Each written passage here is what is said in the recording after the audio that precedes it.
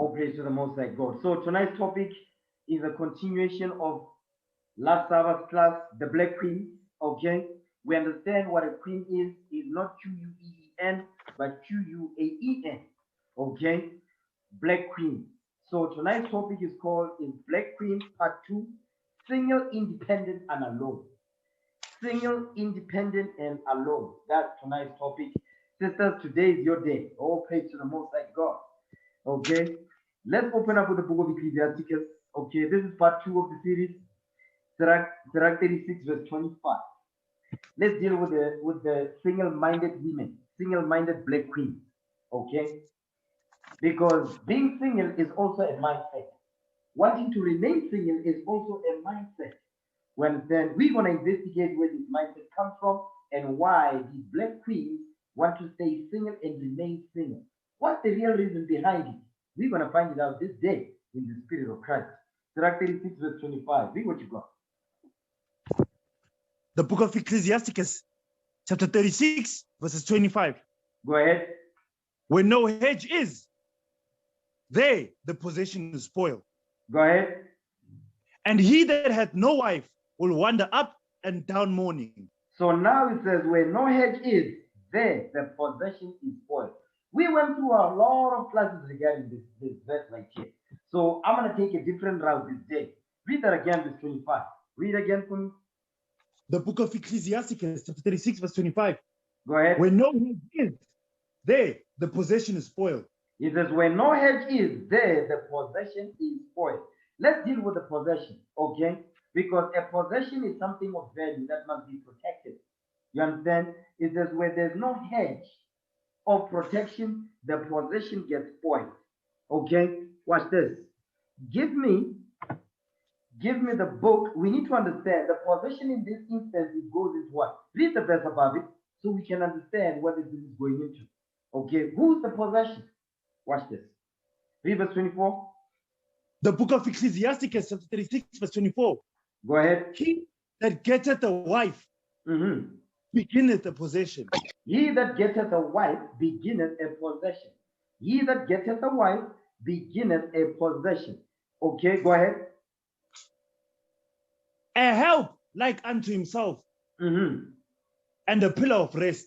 A help unto himself, and a help like unto himself, and a pillar of rest.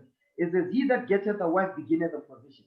Because you're not born and in poof, you're a wife. No. You are born, you are a daughter. You understand? From a daughter, guess what? Under your father's household, you are a daughter under your father's house. You understand? And as you grow, your father and your mother will be guiding you and raising you up according to what is written in this book, preparing you to become a wife. When it's time for you to become a wife, guess what the father does? The father will hand his daughter to who? To a husband. You understand? So from your father's house, you go to your husband's house. There's no point in time where you are single. There's no single in the Bible, really, if you think about it. Because according to our customs, that says the Lord, from your father's house, you go to your husband's house. Before you become a wife, you are a possession to your father. Then from your father, you become a possession to your husband, your Lord. You understand? Read verse 24 again. The book of Ecclesiasticus, chapter 36, verses 24. Go ahead. He that getteth a wife beginneth a possession. Read. A help like unto himself, and a pillar of rest. Next verse, come on. Where no hedge is, there the possession is spoiled. You see that thing? Where no hedge is, there the possession is spoiled. Because guess what? Who's the possession? The woman is the possession. You understand? The daughter. Eventually she will become a wife. But while she's still under father's roof, she's being prepared to be a wife. You understand? To be a wife. Because she's learning from her mother. You see that thing? Watch this. Give me, because we need to understand who's responsible for making sure that the possession, which is the daughter, who's being prepared to be a wife, who's responsible for protecting this possession? That's the head, right? That's the father, first and foremost. Watch this. Give me Sirach 42, verse 9. Ecclesiasticus, chapter 42, verse 9. Because you might be wondering, yes, I'm saying single, independent, and alone. I'm dealing with the single part. Why am I going here? It will be clear in a minute. Just be patient. Read what you got. Sirach 42, verse 9. Read that. The book of Ecclesiasticus, chapter 42, verse 9. Go ahead. The father waketh for the daughter. Come on. No man knoweth. Read. And the care for her taketh away sleep when she is young. Lest she pass away the flower of her age, and being married, lest she be hated. Lest she should be hated. Read verse 9 again. The book of Ecclesiasticus, chapter 42, verse 9. The father waiteth for the daughter when no man knoweth. Read. Care for her taketh away sleep when she's young. Lest she pass away the flower of her age, and being married, lest she should be hated. So now let's deal with that, because the father is the one that's the hedge, first and foremost. Before this woman is married, you understand, she's under the protection of the father. She's under the hedge of her father's roof. You understand? Watch this. It says, the father waketh for the daughter where no man knoweth. Where no man is there, you understand, that will eventually be the husband. Guess what? Nobody's there. It's just you and your wife and your daughters, if you've got daughters. You understand? It says, the father waketh for the daughter where no man knows. Now watch this. How does the father waketh for the daughter? Because to wait for the daughter means his job is to watch for the daughter, is to watch for her daughter, for his daughters. You understand? Watch this. Give me Sirach 7:24. This is how he does it. This is how he watches for the daughter. And the daughters is not just talking about, like in the context of us, it's not talking about my 3 daughters. It's talking about the sisters in the camp. Sister Phoebe, Sister Chloe, Sister Teboho. Those are daughters. You understand? Watch this. Sirach 7:24. Read what you got. The book of Ecclesiasticus, chapter 7, verse 24. Go ahead. Now daughters, have a care of their body. Read. And show not thyself cheerful toward them. You see what the Lord is saying is that, has thou daughters have a care for their body? Meaning you must take care of them. You must teach them how they must dress according to the scriptures.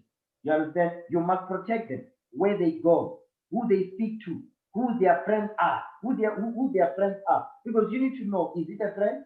Or are they keeping the commandments? Because that's where your friendship must be based on. If it's not, that's not a friend. Stay away. That's the demon right there. That's the job of a father. The job of a father is to do that. You understand? Read that again, verse 24. The book of Ecclesiasticus, chapter 7, verse 24.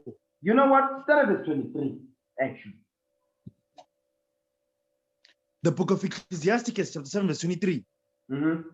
Hast thou children? Has thou children?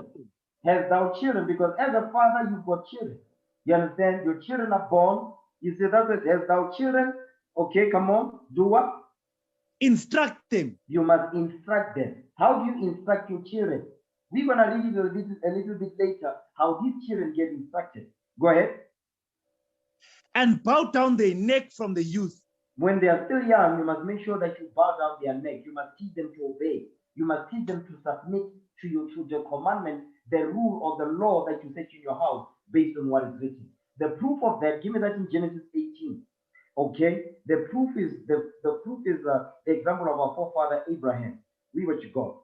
Genesis chapter 18, verse 18. The book of Genesis, chapter 18, verses 18. Go ahead. Seeing that Abraham shall surely become a great and mighty nation, and all the nations of the earth shall be blessed in him. All the nations of the earth. The nations of the earth is not talking about everybody. No, he's only talking about the children of Israel. Watch this. Give me the book of Acts real quick. Okay, give me Acts chapter 3. The book of Acts. Okay, Acts chapter 3.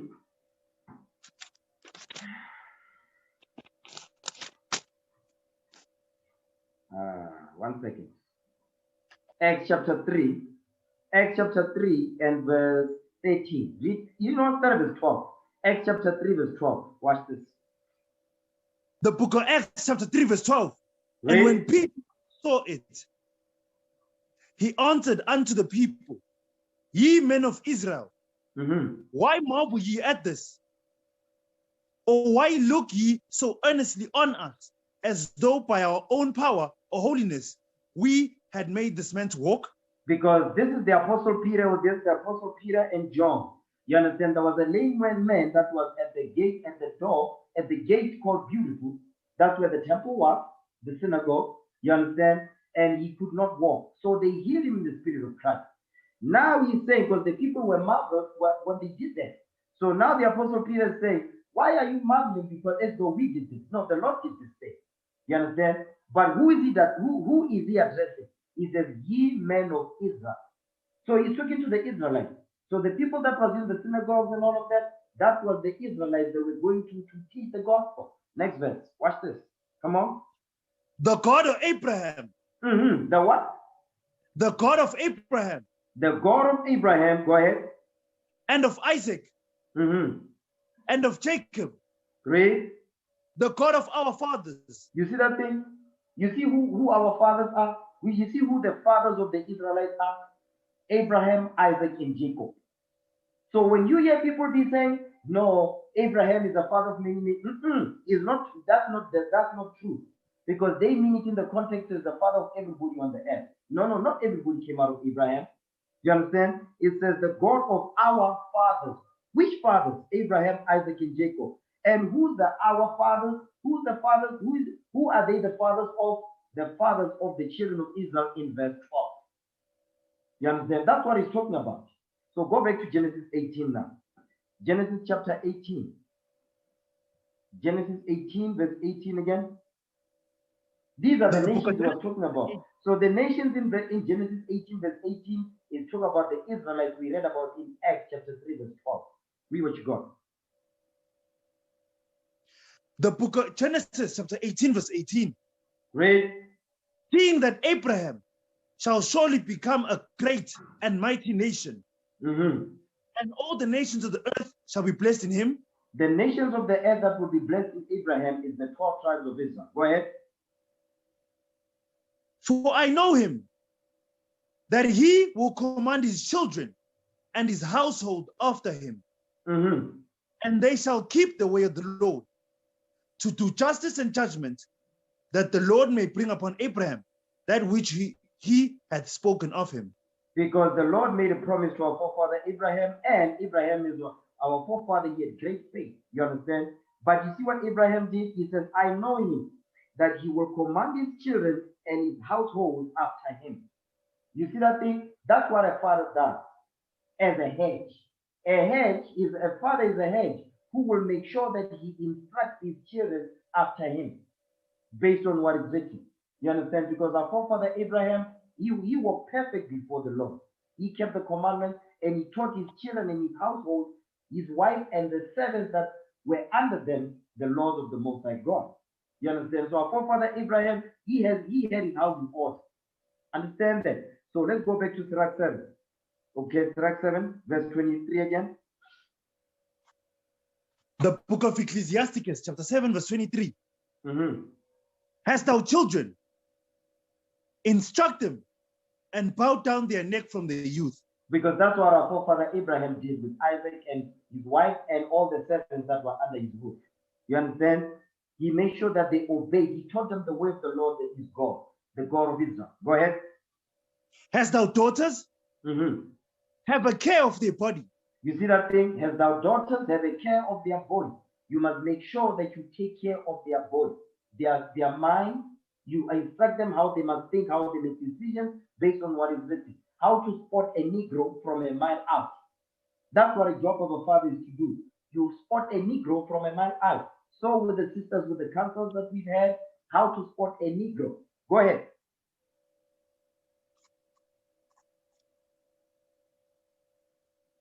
Come on. And show what? And show not.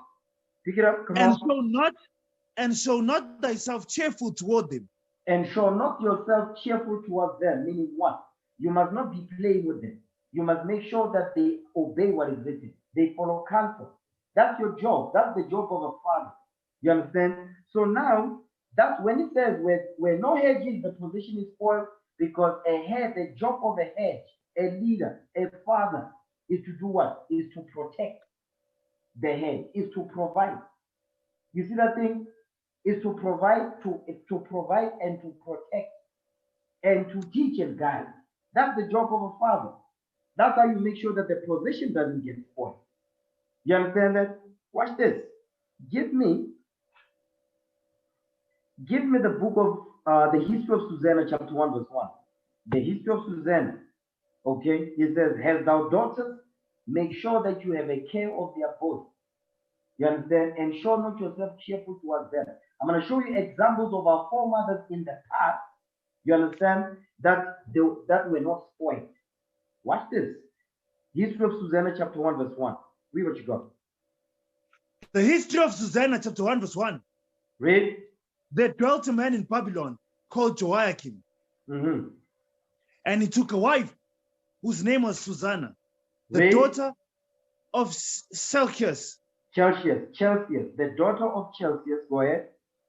The daughter of Celsius, a very fair woman, and one that feared the Lord. You see that part right there? It says a very fair woman and one that feared the Lord. So not only was she bad to the bone, but she feared the Most High God. She kept the commandments.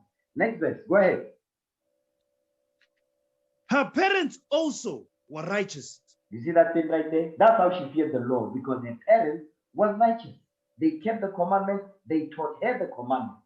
Read.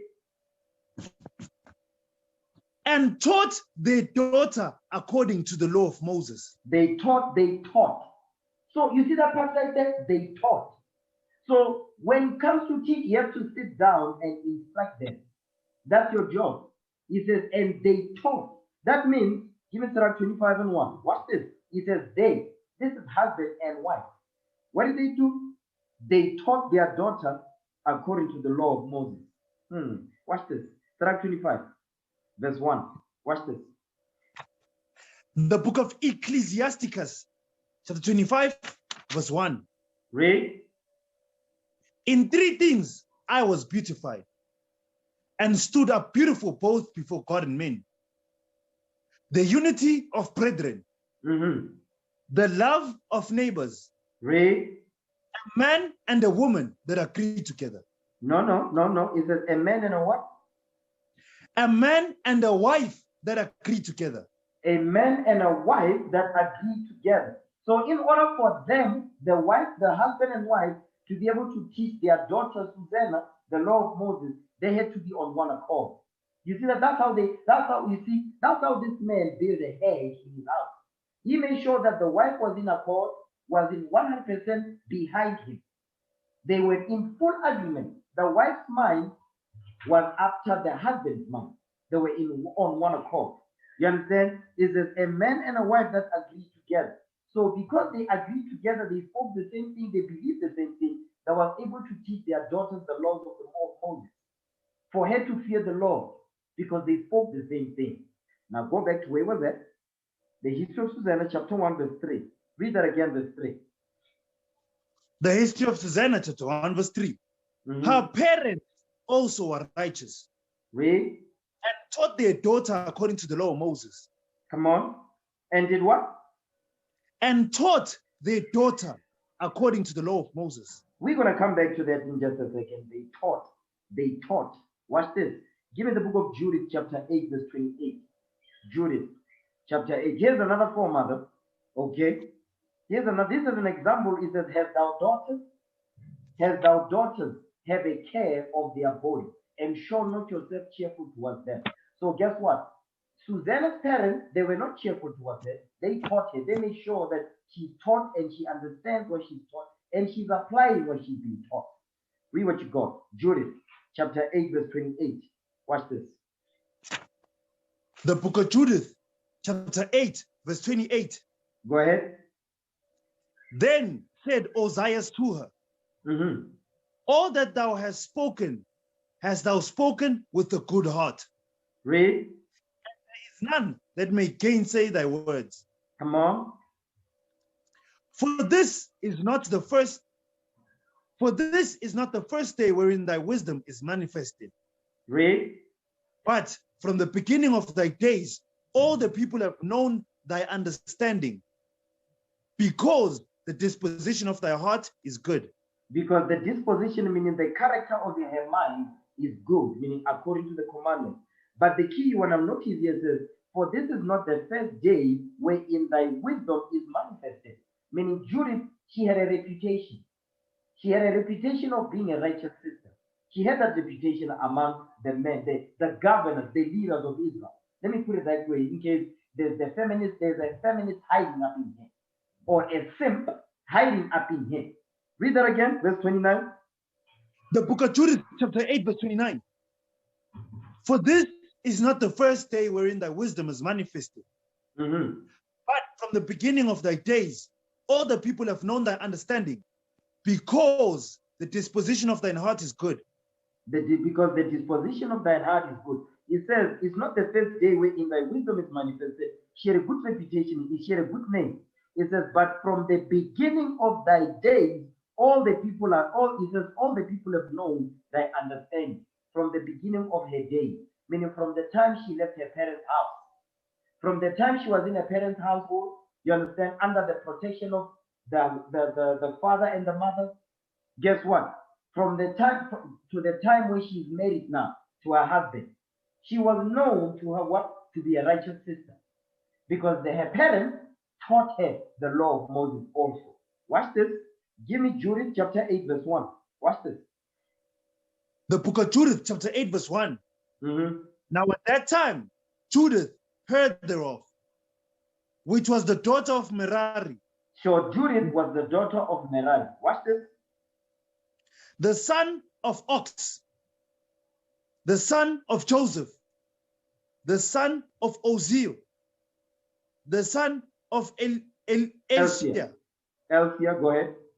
The son of Elsia, the son of Ananias, the son of Gideon, the son of Raphaim, the son of Actito, the son of Eliu, the son of Eliah, the son of Nathaniel, the son of the son of Nathaniel, the son of Samai, the son of Salasadai, the son of Israel.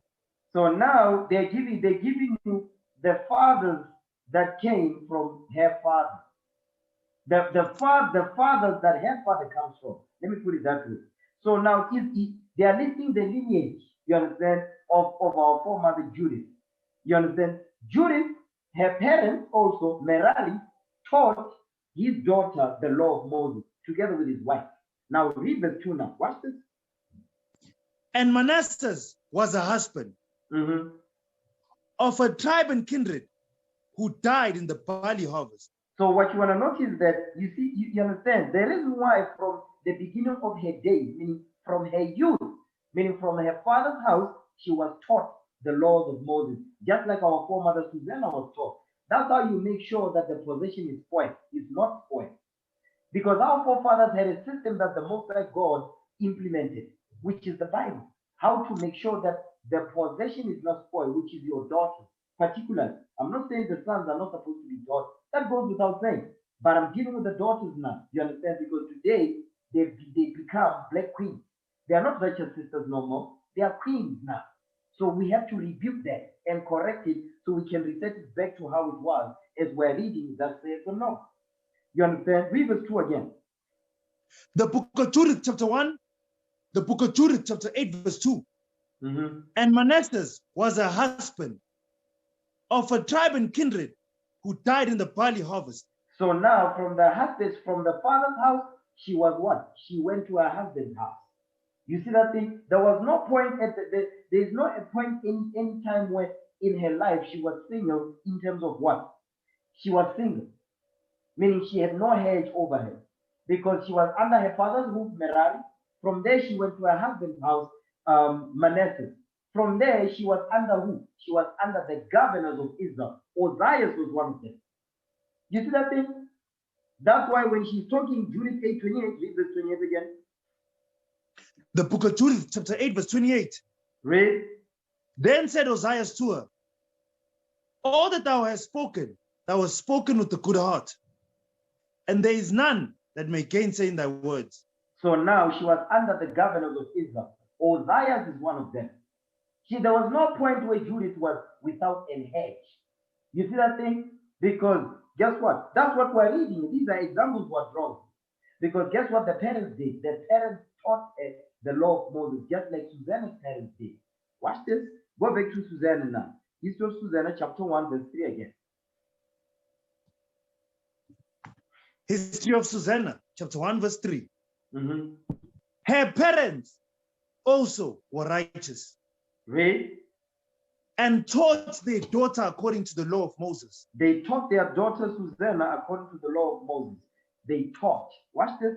Give me the book. Give me the book of Deuteronomy 6, verse 7. Okay, Deuteronomy chapter 6. You know what? Give me Deuteronomy 31 first. Deuteronomy chapter 31. Okay, Deuteronomy chapter 31, verse 12. Let's start there. The book of Deuteronomy, chapter 31, verse 12. Read. Gather people together, men and women, and children. And what? And thy children. The book of Deuteronomy, chapter 31, verse 12. Gather the people together, men and women, and children. And what? And children. And children. It says, gather the people together, men and women and children. So when you read this verse, you need to see nation building here. You see that thing? Men, women, and children, because men and women is part of the family structure. That's the foundation of the house. You understand? Obviously, the foundation of the house is Christ, but on top of that is the husband and guess what? The wife. You see that thing? So now what we're seeing here says, the Lord is telling Moses, listen, gather the people together, men, women, and children. This is nation building right here. Understand that? Read. And thy stranger that is within thy gates. Read. That they may hear, and that they may learn, and that they may fear the Lord your God, and observe to do all the words of this law. You see that thing? And observe to do all the words of this law. So the reason why he's gathering the people together is so that they may hear the words of the law. They may be taught God's commandments. Next verse. Watch this. And at their children, and that their children, which have not known anything, may hear and learn. You see that thing? The Lord. It says, and that their children which have not known anything. Because the assumption is children don't know nothing. You see that thing? They don't know nothing. Children don't know anything. That's why from a newborn baby, you have to bathe them, you have to wash them, you have to put lotion on, you must feed them, you rock them to sleep, so on and so forth. That's how you see that thing? So guess what? When you come into this truth, that's exactly how you must be in your mind. But some of you don't want to do that because you think you're grown. That's why simple things will just be confounding, brother. Okay? Read that thing again, verse 13. The book of Deuteronomy, chapter 31, verse 13. Go ahead. And that their children, which have not known anything, read, may hear and learn to fear the Lord your God. Read. As long as you live in the land, whither you go over Jordan to possess it. You see that thing right there?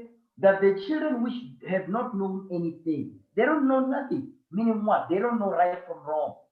So the job of a father is to make sure that they know right from wrong. And the woman, the wife is supposed to implement them things that the husband is implementing to what? To make sure that the house runs smooth. That's the point. That's why it says gather men, women, and children. You see that thing? To make sure that these children that don't know right from wrong, they must be taught God's commandments so they know right from wrong. You see that thing? Deuteronomy 6 verse 7. Read that. The book of Deuteronomy chapter 6 verse 7. Go ahead. And thou shalt teach them diligently unto thy children. Now stop right there. Thou shalt teach them diligently unto thy children. Meaning over and over you must teach. Over to make sure that, listen, you must beat the laws of God into their spirit. You have to. You understand? You must beat it, you must beat the laws of God into them. They must breathe and think. Even their conversation must be about what is written in this book. That's the point. You understand? That's why it says you must teach them diligently unto thy children. That's what Susanna's parents did. That's what Judith's parents did, because they were following the guidelines that were set before them. You see that thing? That's how you make sure that their possession is not spoiled. You make sure that their possession is the mindset, the mind is not corrupt. Unlike our sisters today, where their mindset is corrupt. You understand? And when the scriptures come out, they twitch like iRobot. You see that thing? Read that thing again. Deuteronomy 6 verse 7 and finish it up. The book of Deuteronomy chapter 6 verse 7. Read. And thou shalt teach them diligently unto thy children. Go ahead. And shalt talk of them when thou sittest in thine house. Read. And when thou walkest by the way. Mm-hmm. When thou liest down. And when thou risest up. You see that thing? You must teach them diligently unto thy children. Now he's going to tell you how you must do it. It says, you shall talk of them when thou sittest in thine house. When you are in the house, you must talk about the commandments. And when thou walkest by the way, when you're walking with them, it must be about the scripts. And when thou liest down and when thou risest up. Meaning what? 24/7, it must be the commandments of the Most High. That's what the Lord is saying. Because 24/7 is pushing garbage out in the world. So guess what? The Lord is saying, you must do the same. 24/7, it must be the laws of the Most High God. The conversation must be as it becomes the gospel of Christ. That's what he said right there. You understand? That's how you make sure that the position is not spoiled. You see that thing? Watch this. Give me the book of Ecclesiastes 28 verse 24. Surah 28 verse 24. Remember it says, where no hedge is, there the possession is spoiled. The job of a father is to make sure that the possession is not spoiled. And this is how you do it as it is written. I don't have to think about nothing. I don't have to come up with my own way. It's written already. You just have to follow the guidelines. Read that. Surah 28 verse 24. Read what you got. The book of Ecclesiasticus, chapter 28, verse 24. Read. Look that thou hedge thy possession about with thorns, and bind up thy silver and gold. You see what he's saying? This is a commandment right there. It says, look that thou hedge thy possession about with thorns. It says, make sure that you hedge your possession with thorns. Because guess what? The thorns around your position is acting as a defense. Those thorns is what? Is the laws of the Most High God to defend against any evil that will come. You see that thing? So you must make sure that you hedge your possession about with thorns and bind up thy silver and gold, because those are possessions. You see that thing? You must protect your possession. This is how you do it. You teach them diligently the laws of the Most High God. When they sleep, when they wake up, when they walk by the way, when they're sitting down, it must be about the commandments of the Most High. That's what it says right there. That's how you make sure the possession is not spoiled. You understand? So watch this. Go back to Ecclesiasticus now. Sirach 26, same book. Sirach 7 now. Sirach chapter 7, verse 25. Watch this. Remember now, we are making sure that the possession is not spoiled in the house before they are given in marriage. You see that thing? So by the time they are given in marriage, they are not going to embarrass us out there. They are going to follow the commandments, the instruction, and the teaching that they were taught in the house. Watch this. Sirach 7, verse 25. Read what you got. The book of Ecclesiasticus, chapter 7, verse 25. Marry thy daughter. You see that thing? Now, after you've taught your child, is that now you can marry your daughter. You see that thing? Because that's how you watch. That's how you watch for your daughter. You understand? Hold this. We coming back to Sirach 42. Let's go back there. Then we're gonna come back to Sirach 7. Sirach 42, verse 9 again.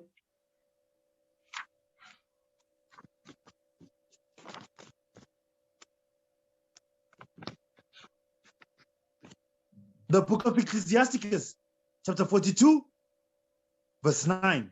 Read. The father waketh for the daughter, when no man knoweth. Read. And the care for her taketh away sleep. You see that when it says they care for her. They care for her, taketh away sleep. Because you don't sleep as a father, you're always wondering. You're always thinking about stuff. the evil that you know neither do. Okay? So you be thinking about it. It says, and they care for her, take it away sleep when she is young, when she's still under your roof.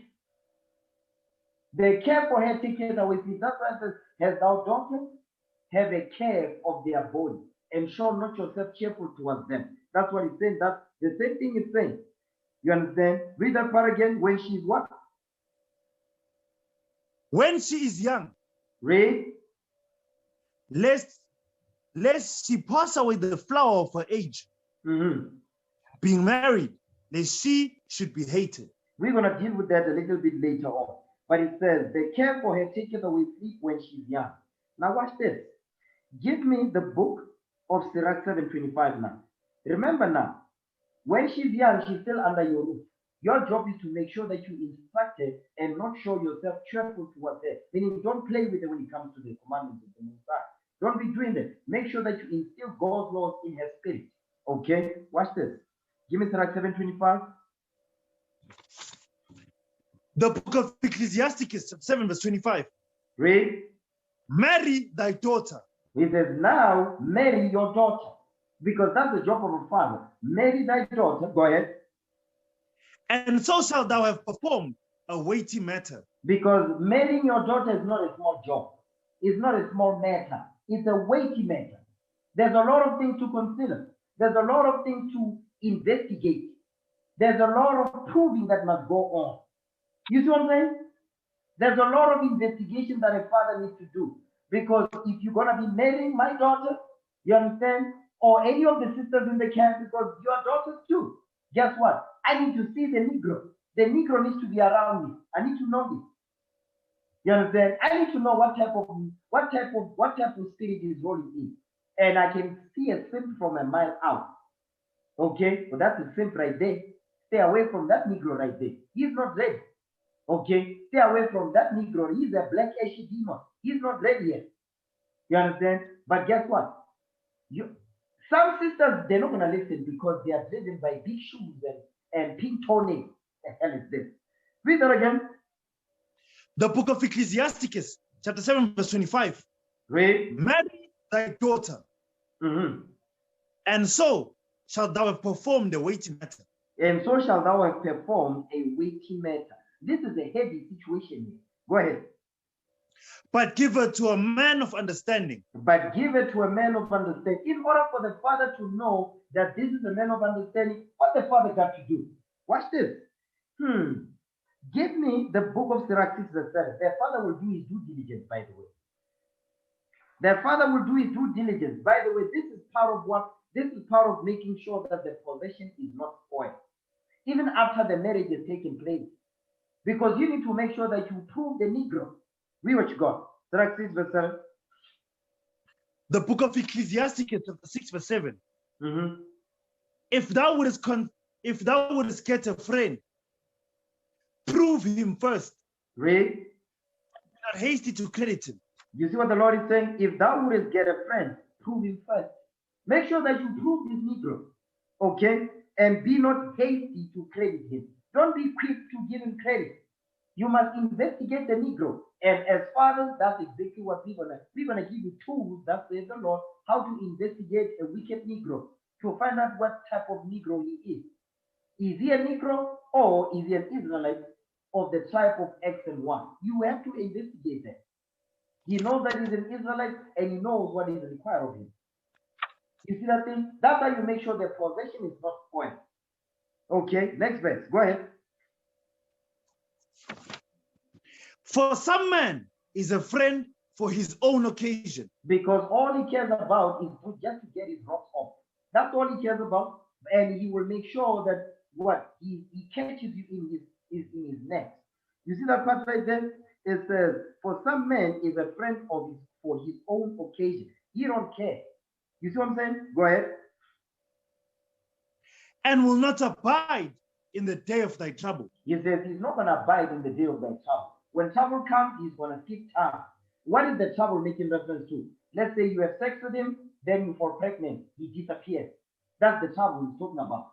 You see that thing? He has sex with you, you fall pregnant, he tells you, go and have an abortion. That's the trouble. That's the point right there. Okay, watch this. Give me the book of Tobit. Okay, give me Tobit 5 verse 13. Tobit chapter 5 verse 13. This is how you make sure that the position is not spoiled. The father's job is to do that thing. I hope you sisters are listening this day. Read what you got. Tobit 5 verse 13. Come on. The book of Tobit, chapter 5, verse 13. Read. Then Tobit said, Thou art welcome, brother. Be not now angry with me, because I have inquired to know thy tribe and thy family. You see what Tobit is saying? He's hold on, wait.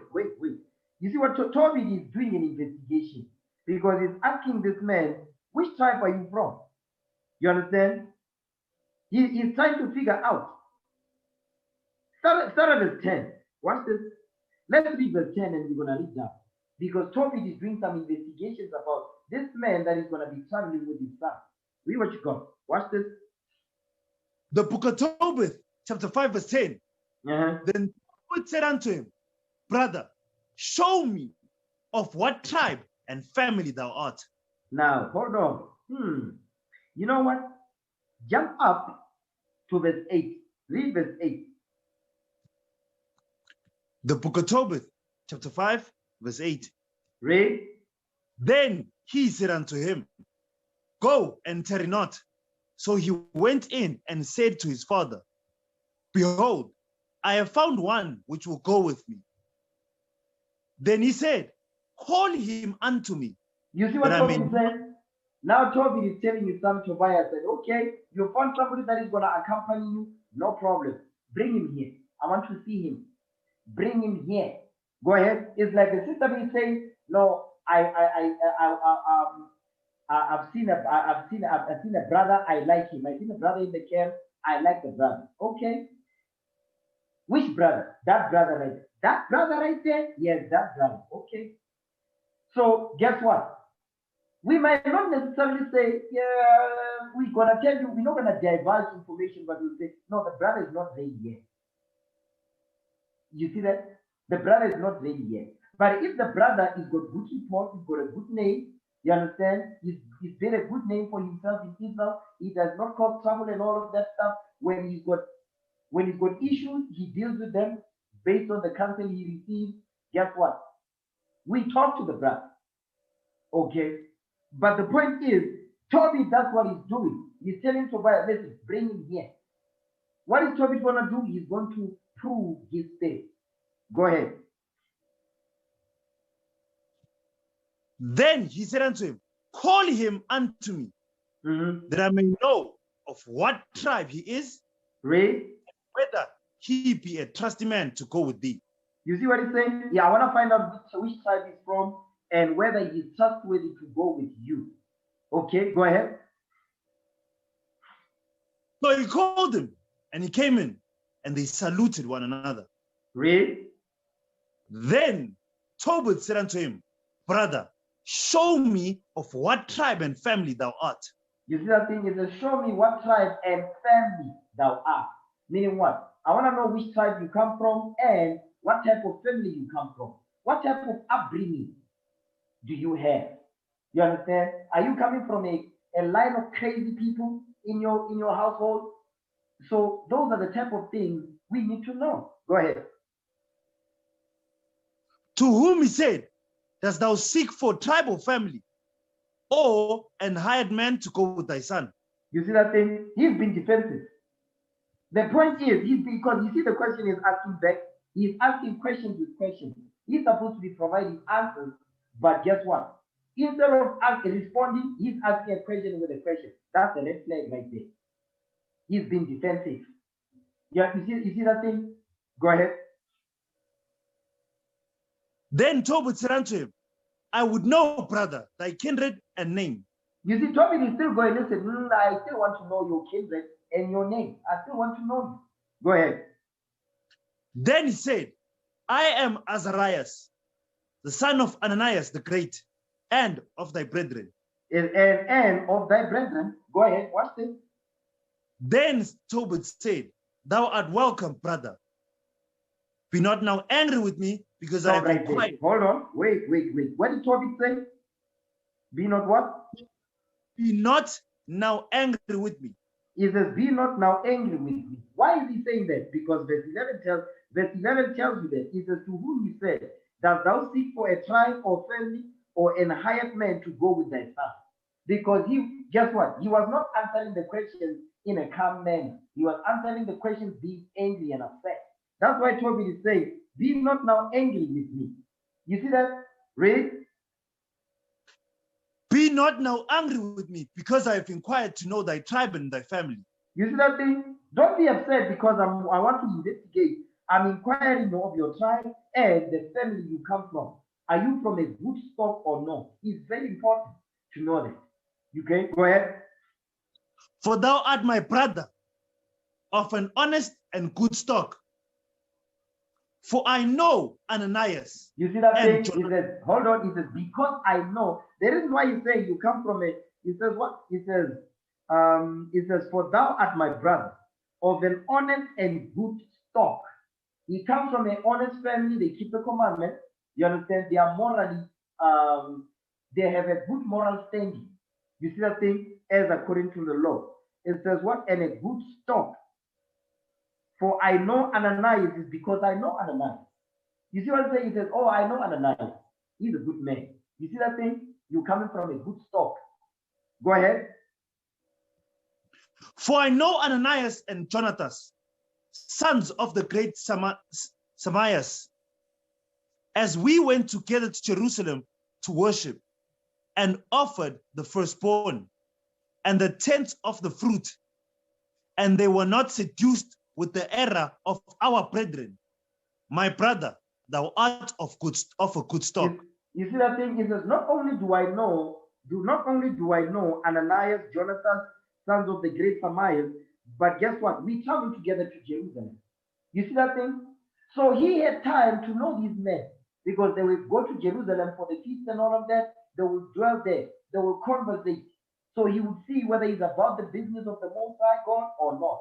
So he knows that. So he's doing his due diligence to make sure that their possession is not spoiled. You see that? Watch this. Give me Tobit chapter 7 verse 7.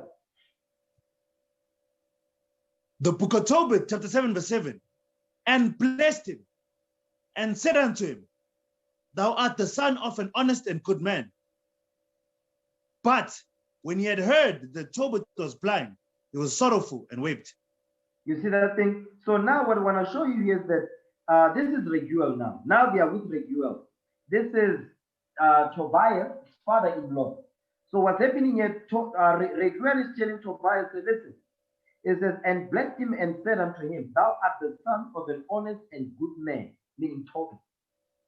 Meaning Tobit had a good name. You understand? Tobit had a good name. He did not have an ill name. Like some of the brothers and sisters up in here. They've got an ill name. Now he's saying, he says he had a good name upon him. That's why he was known of his good deeds and of his reputation and of his good mindset. You understand? Now, watch this. Give me Sirach 37 verse 12. Ecclesiasticus chapter 37 verse 12. I'm going somewhere with this. So just pay attention, take note. Okay? Commit these things to memory. Sirach 37 verse 12. Watch this. The book of Ecclesiasticus chapter 37 verse 12. Go ahead. But be continually with the godly man. You see that thing? Be continually, not sometimes. No, continually, all the time. So that means you surround yourself with those that are about the Father's business and you understand the scriptures the same way and you believe the same thing. You see that thing? Read.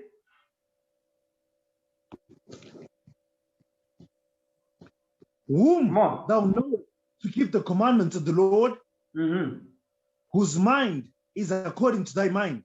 Read. And will sorrow with thee if thou shalt miscarry. Meaning what? You fall into trouble. When the trouble comes, they are not going to disappear on you. Like we read in Sirach 6 verse 8. It says, some man is a friend for his own occasion. You understand? But it says, whom thou knowest to keep the commandments of the Lord. How are you going to know whether they keep the commandments of the Most High God or not? You have to be around them. They have to be around you. So that you can know whether they keep the commandments of the Most High God or not. What is their thinking like? Their thought process. You understand? What's in their mind? You must know those things. That's what it's saying. That's how you make sure that the possession is not spoiled. Now watch this. Now go back to Sirach 7, verse 25 again. The book of Ecclesiasticus, chapter 7, verse 25. Go ahead.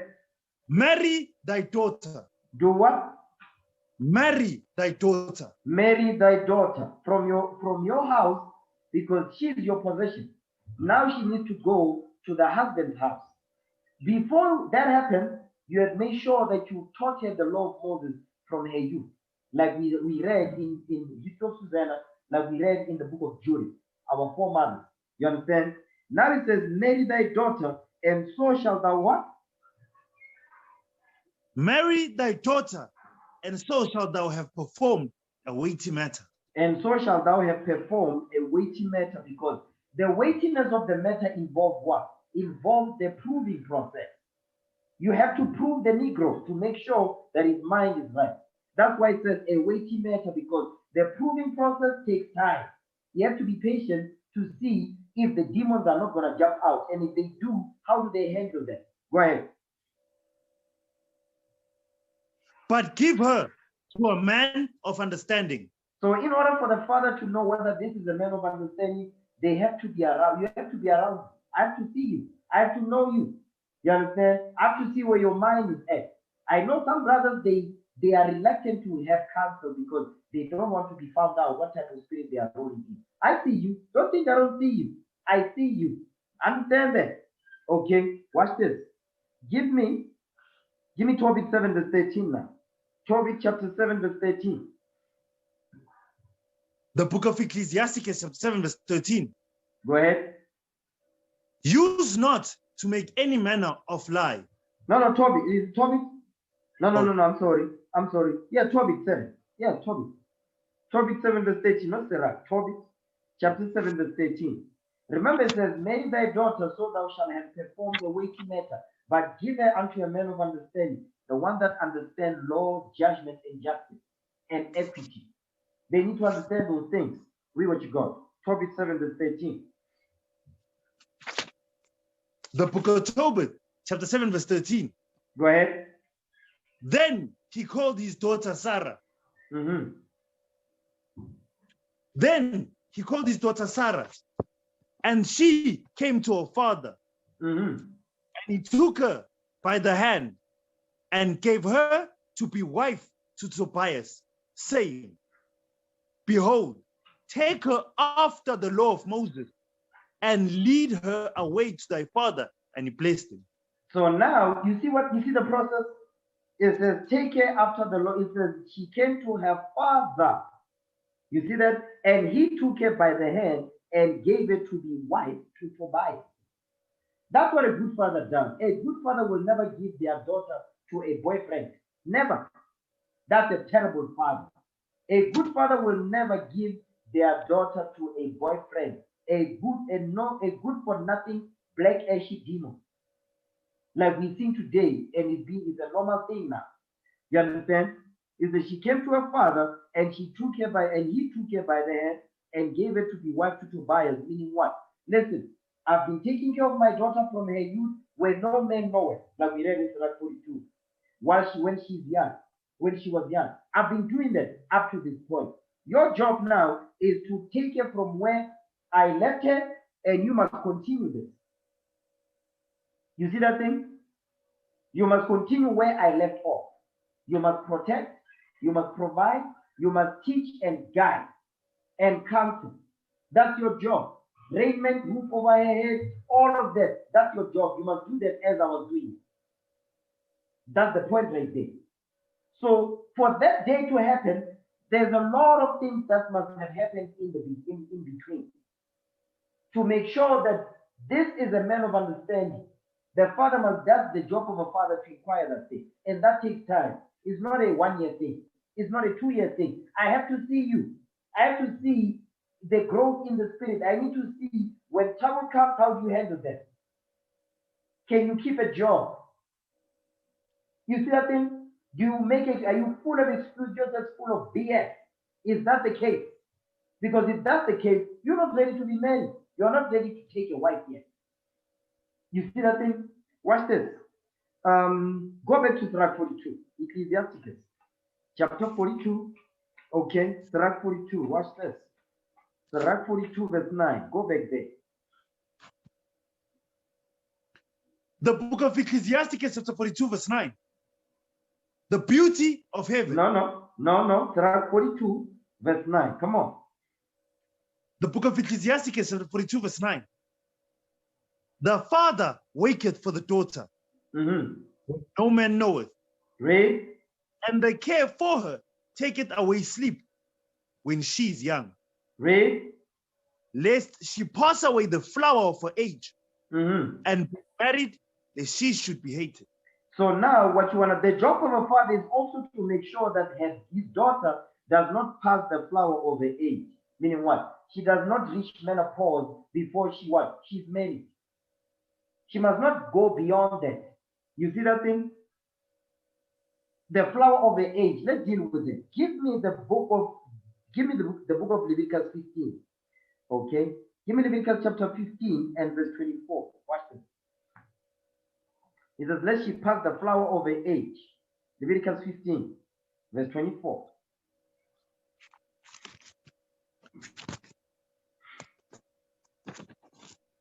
The book of Leviticus chapter 15, verse 24.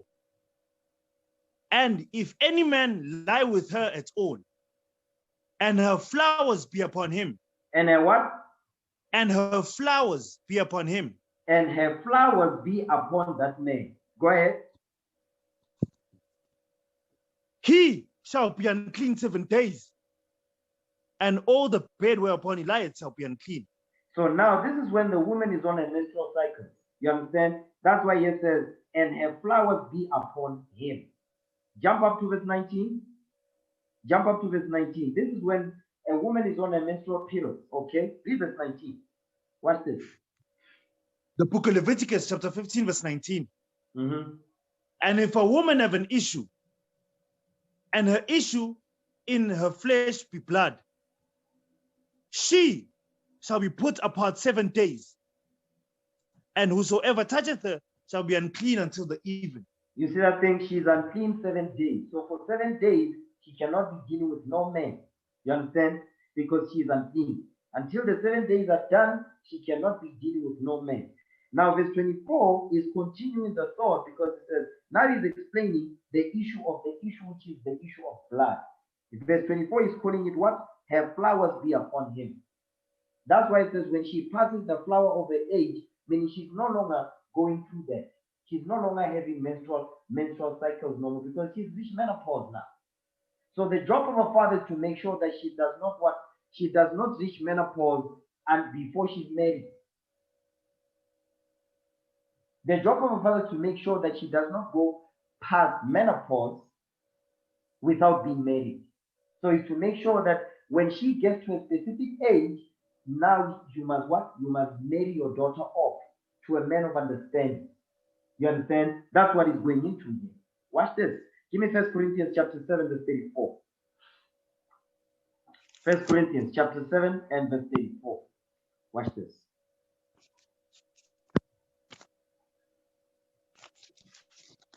First book of Corinthians chapter 7, verse 34. Go ahead. There is difference also between a wife and a virgin. The unmarried woman careth for the things of the Lord. Read. She may be holy both in body and in spirit. You see that thing? It says the unmarried woman, that there's difference between a wife and a virgin. A wife is married, right? That's why she's called a wife. She's married or she's promised. Okay, that's another way of looking at it. Okay, because that also means that is that a virgin, a young woman of marriageable age. It also goes into what? She has not dealt with a man before.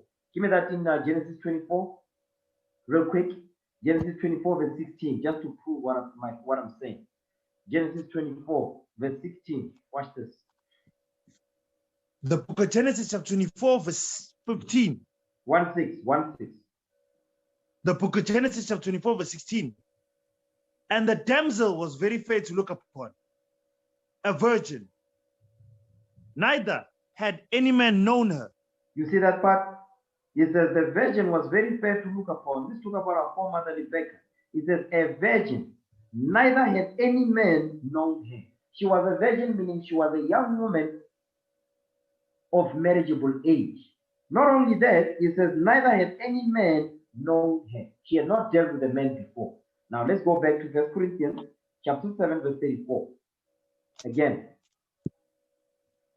First book of Corinthians chapter 7, verse 24.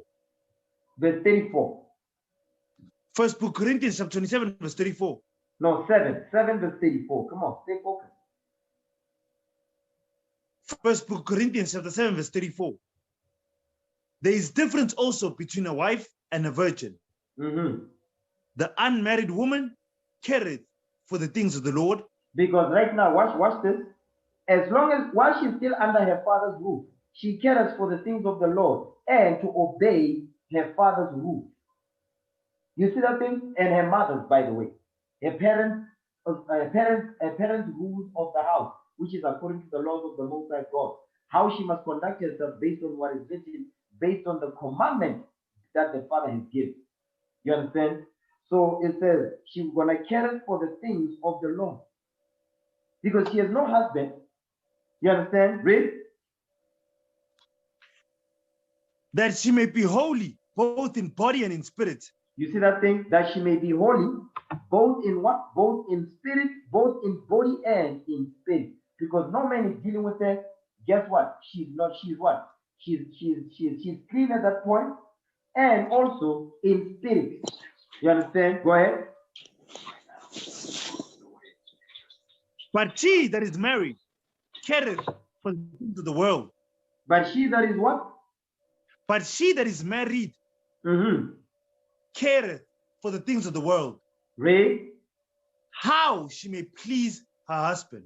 You see that thing? But it says, but the married woman, she cares for the things of the world. He's going to be specific. How she may please her husband. Because the things of the world is talk about what? The things that she has to do for her husband in the house. How to guide the house, teach the kids, and so on and so forth. You understand? It goes into that. Now read verse 36. First book Corinthians chapter 8, verse 36. But if any man think that he behaveth himself uncomely toward his virgin, if she pass the flower of her age, and need so require, let him do what he will. He sinneth not, let them marry. So now he's saying, now the woman has passed the flower of the age. Now she's reached menopause. He says they can get married. So if it so happens that the man does not want to deal with this woman, she's past menopause and all of that. He says, you know what, I want to deal with the things of the Lord, but I'm marrying you either way.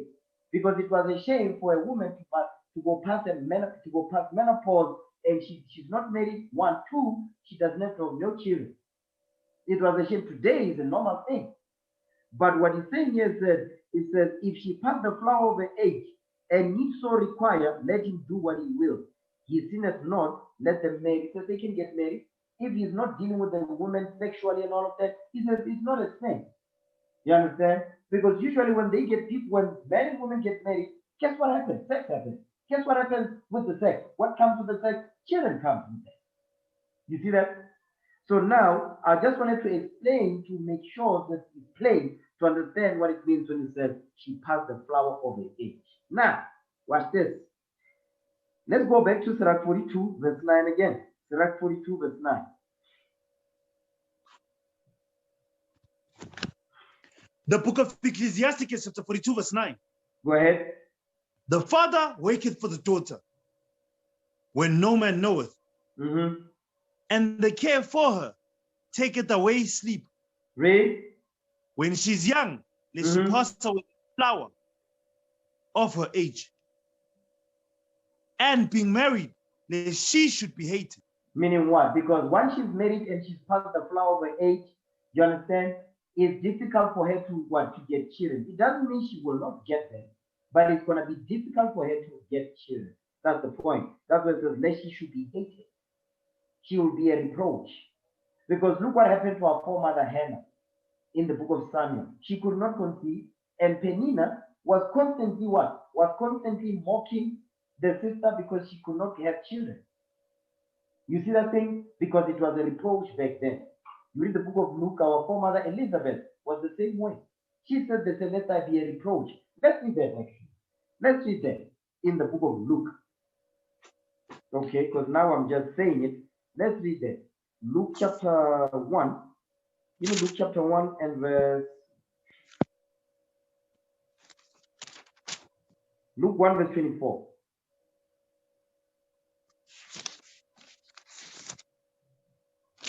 The book of Luke chapter 1 verse 24. Go ahead. And after those days, his wife Elizabeth conceived and hid herself 5 months, saying, Read.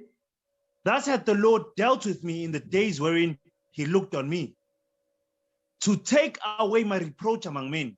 You see that thing? To take away my reproach among men. Why? Because in verse 24, she conceived in verse 24. In verse 25, it took away her reproach among men because she could not conceive. She was barren, she couldn't conceive. That's the hatred that he's talking about, that we read about in Surah 42. You see that thing? Now, watch this. Go back to Surah 42 now, verse 9 again. The book of Ecclesiasticus, chapter 42, verse 9. The father waketh for the daughter when no man knoweth. Read. And the care for her taketh away sleep when she is young, lest she pass away the flower of her age, and being married, lest she should be hated. Now watch this. The father's job is to make sure that none of these things happen. You understand? Go back to Surah 36 now, verse 24 again, 25 again. Surah 36, verse 25. Now I want to show you something, okay? I've went through all these scriptures to show you how the father's job is to make, how the father makes sure that the possession doesn't get spoiled. You see that thing? Watch this. Surah 36, Surah chapter 36 and verse 25. The book of Ecclesiasticus, chapter 36, verse 25. Where no hedge is, there the possession is spoiled. Read. And he that had no wife will wander up and down mourning. So now I want to show you something. You see that part when it says where no hedge is, there the possession is spoiled. I showed you how you make sure that the possession does not get spoiled. Then it says, and he that has no wife will wander up and down mourning. Now, guess what? He that had no husband, what do you think will happen to them? He that had no husband, they will also wander up and down mourning. You see that thing? So now I want to show you, because you have sisters, black women, the queens, they call themselves, you understand? That says, me, I want to be single, I don't want to be married, you understand? I'm not ready to be married, but they are busy having boyfriends upon boyfriends upon boyfriends. You understand? Because guess what? They are wandering up and down mourning, but they disguise it as, no, I like the freedom that I have. Yeah, freedom to be what? A freedom to what? To whore yourself out. For your coochie to be abused by multiple men. Now when your coochie is tired, you say, now I want to settle down. I want to get married now. Are you kidding? Yeah, but that's what they do. Now, watch this. Give me Leviticus 19 verse 29 now. Now we're going to deal with it, because I want to show you the dangers of the single black women, the single independent and alone black women. I want to show you the dangers of their mindset, because their mindset is not about nation building. Their mindset is not about waking up the nation. Their mindset is about the destruction of the black family, and I'm going to show you that. Watch this. Leviticus 19 verse 29. Leviticus chapter 19 verse 29, and I'm gonna start playing a couple of videos now. Leviticus 19 verse 29. Watch this. The book of Leviticus chapter 19 verses 29. Read. Do not prostitute thy daughter. Come on. Cause her to be a whore. Read. Lest the land fall to whoredom, and the land become full of wickedness. You see what the Lord is, you see what the Bible is saying? This is a commandment. It says, do not prostitute your daughters, to cause your daughter to be a whore. You see that thing? It says, let the land fall to whoredom, and the land become full of wickedness. So what is the Lord teaching us here? He's teaching us that, listen, You see these mothers, these women, these black women who don't want to get married, they be changing men every month. Every now and again, there's a new man in her life. While the children are right here watching this whole thing. You see that thing? So what and most of them they've got daughters. And those that have sons, they just continue the same vicious cycle because the son will marry the type of woman their mother is. The daughters, they will what? They will live the type of lifestyle that their mother is living. They'll be dealing, jumping from rock to rock, abusing themselves. You see that thing? Now, it says, do not prostitute thy daughters to cause her to be a whore, lest the land fall to whoredom.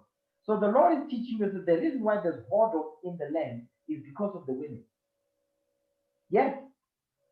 Because the single independent black women, they say, no, me, I don't want to get married. I like having boyfriends, but I don't want to get married. So they're the ones that are making sure that there's whoredom in the land, in the nation. They are the ones that are pushing whoredom in the nation. Watch this. Give me Deuteronomy chapter 23, verse 17 now. Deuteronomy 23, verse 17. This is the law. And I'm going to show you those women that say, me, I don't want to get married. Because according in the scriptures, if you're not married, you're not supposed to be having sex. You see that? Give me Hebrews 13, verse 4. Let's read that. Okay, Hebrews 13, verse 4. You are not married, you have no business having sex. But not the black woman. She'll say, me, I like being single. Okay, sister, you are single, no problem. The Bible says you're not supposed to be what? You're not supposed to be dealing with no man at all. The sister be saying, no, but but I have need. No, sister, if you have need, get married. They don't want that because marriage means somebody's going to tell you what to do. They don't want that. That's the problem. Read that. Hebrews 13, verse 4. The book of Hebrews, chapter 13, verse 4. Go ahead. Marriage is honorable in all, and the bed undefiled. Go ahead. But whoremongers and adulterers, God will judge. You see what the Lord is saying about marriage? It says marriage is honorable in all. Everything about marriage is honorable. You understand? And the bed is undefiled. Meaning you deal with your wife and your husband however you see fit. You understand? But it says, but whoremongers and adulterers, God will judge. Because a whoremonger is dealing with what? Give me that in Surah 23, verse 17. This is what a whoremonger deals with. But whoremongers and adulterers, God will judge. Surah 23, verse 17. Read that. The book of Ecclesiastes, chapter 23, verse 17. Read. All bread is sweet to a whoremonger. Go ahead. He will not leave off till he die. You see that thing? All bread is sweet. The bread is sweet is a metaphor for making reference to women. It says all bread, all type of women is sweet to a whoremonger man. Meaning a man that sleeps with every woman that he sees. You see that thing? So now the bread that is going after that is sweet to him is all the women that says, me, I don't want to get married. I want to be single because what? They like it when they deal with a new rod every month. Because we hear the conversation of the sisters out there in the world. You understand? Now, watch this. Give me Deuteronomy 23, verse 17 now. Read that.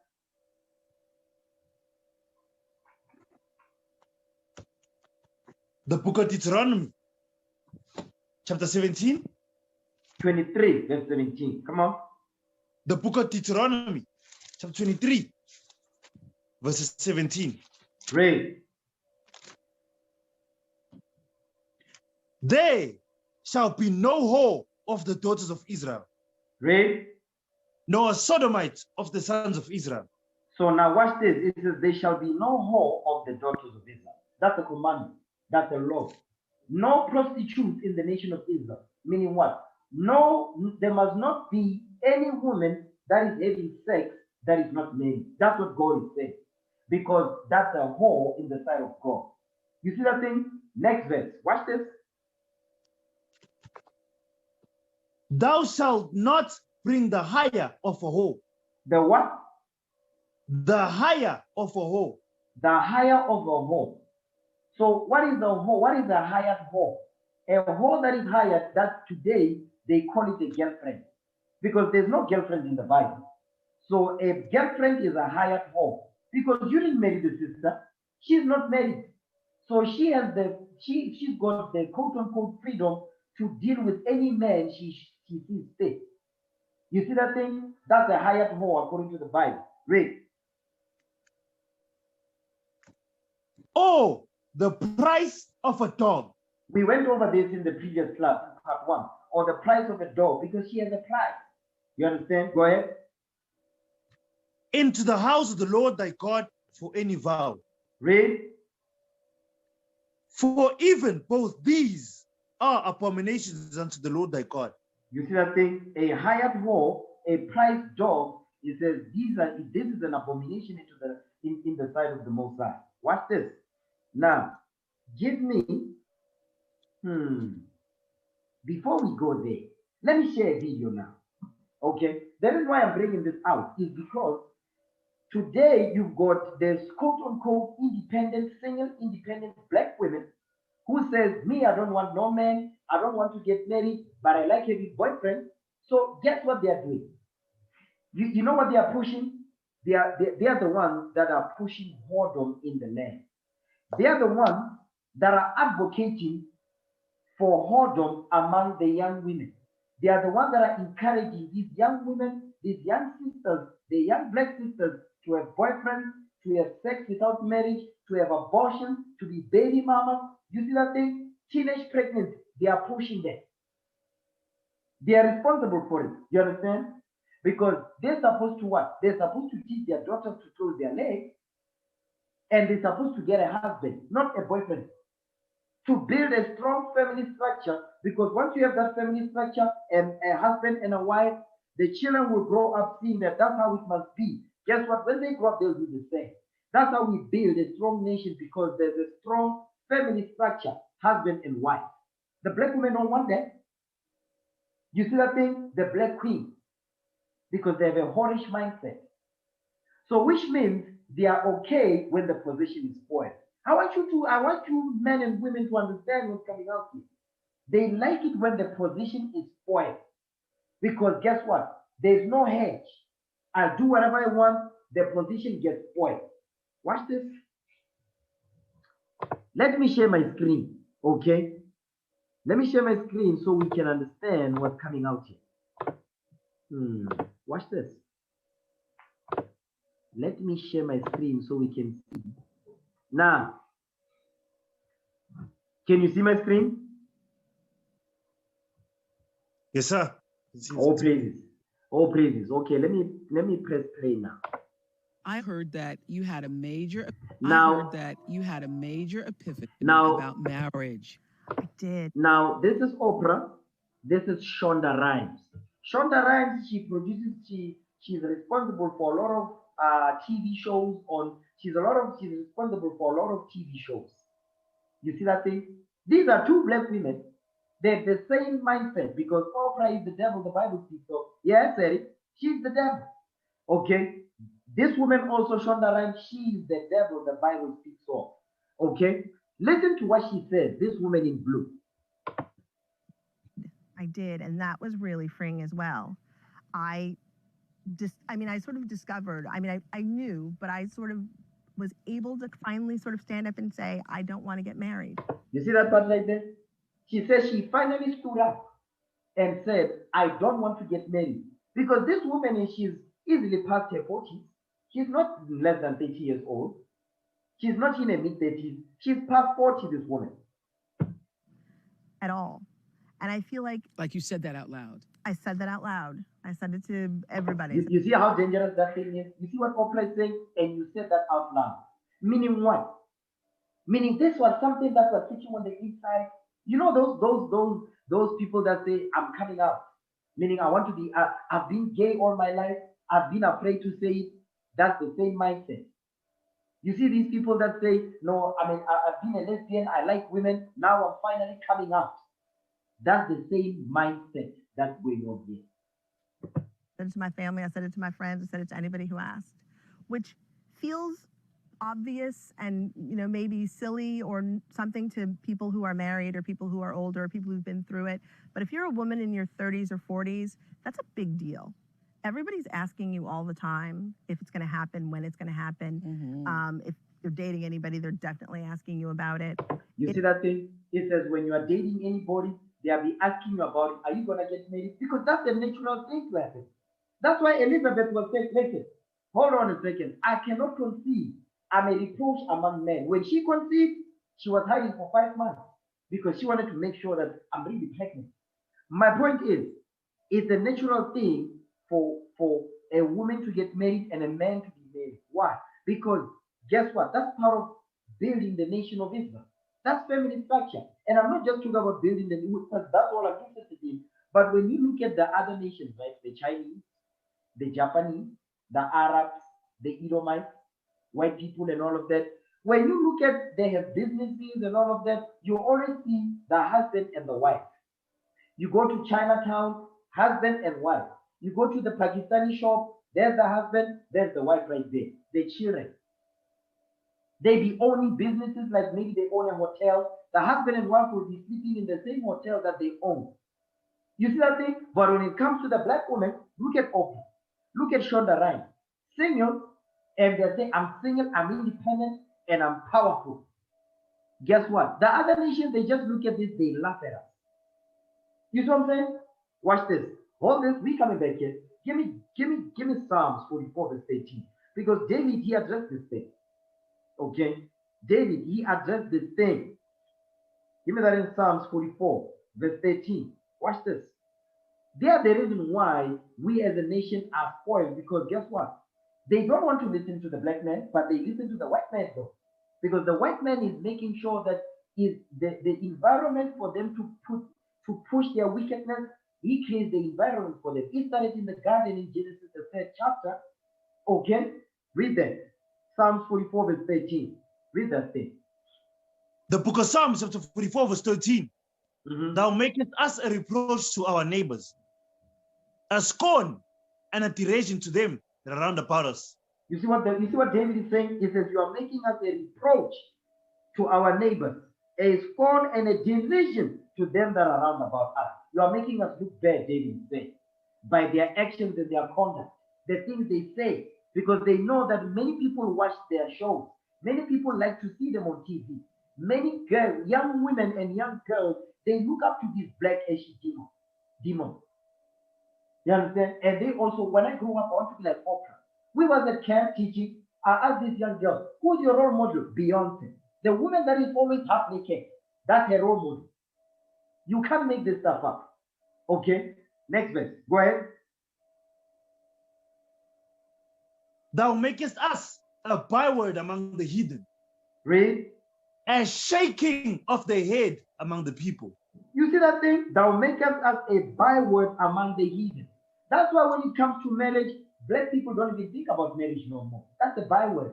That's a curse. That's not a good thing. You understand? Thou makest us a byword among the heathen, among these other nations. A shaking of the head among the people. They be shaking their head. Then look at the nigger. Look at the baby mama. Baby David. You understand? There's always drama. That's what David is addressing here. And that's what we're seeing right here. And remember what she says, my family said it, my family be wondering, my family be asking. Guess what? She's older. Obviously, she's got older sisters and brothers, parents, and whatever. They be asking about what's happening. I mean, you are successful according to Esau, but how come there's no stability in your personal life? The instability, that means something wrong with you. But they don't think like that because apparently money is supposed to cover the shame. No, it don't. It's a big... First they ask, are you dating? Yes. Then it's particularly if you're a famous person. First, are you dating, who you're dating? And then the moment you're dating more than a month, it's when are you getting married? Yes. How close is the relationship? There's a lot of pressure on that. You see that thing right there? I mean, these are not 18-year-olds, but they're acting like 18-year-olds. I mean, Oprah, she's not 13. Shonda Rhimes, she's not 12.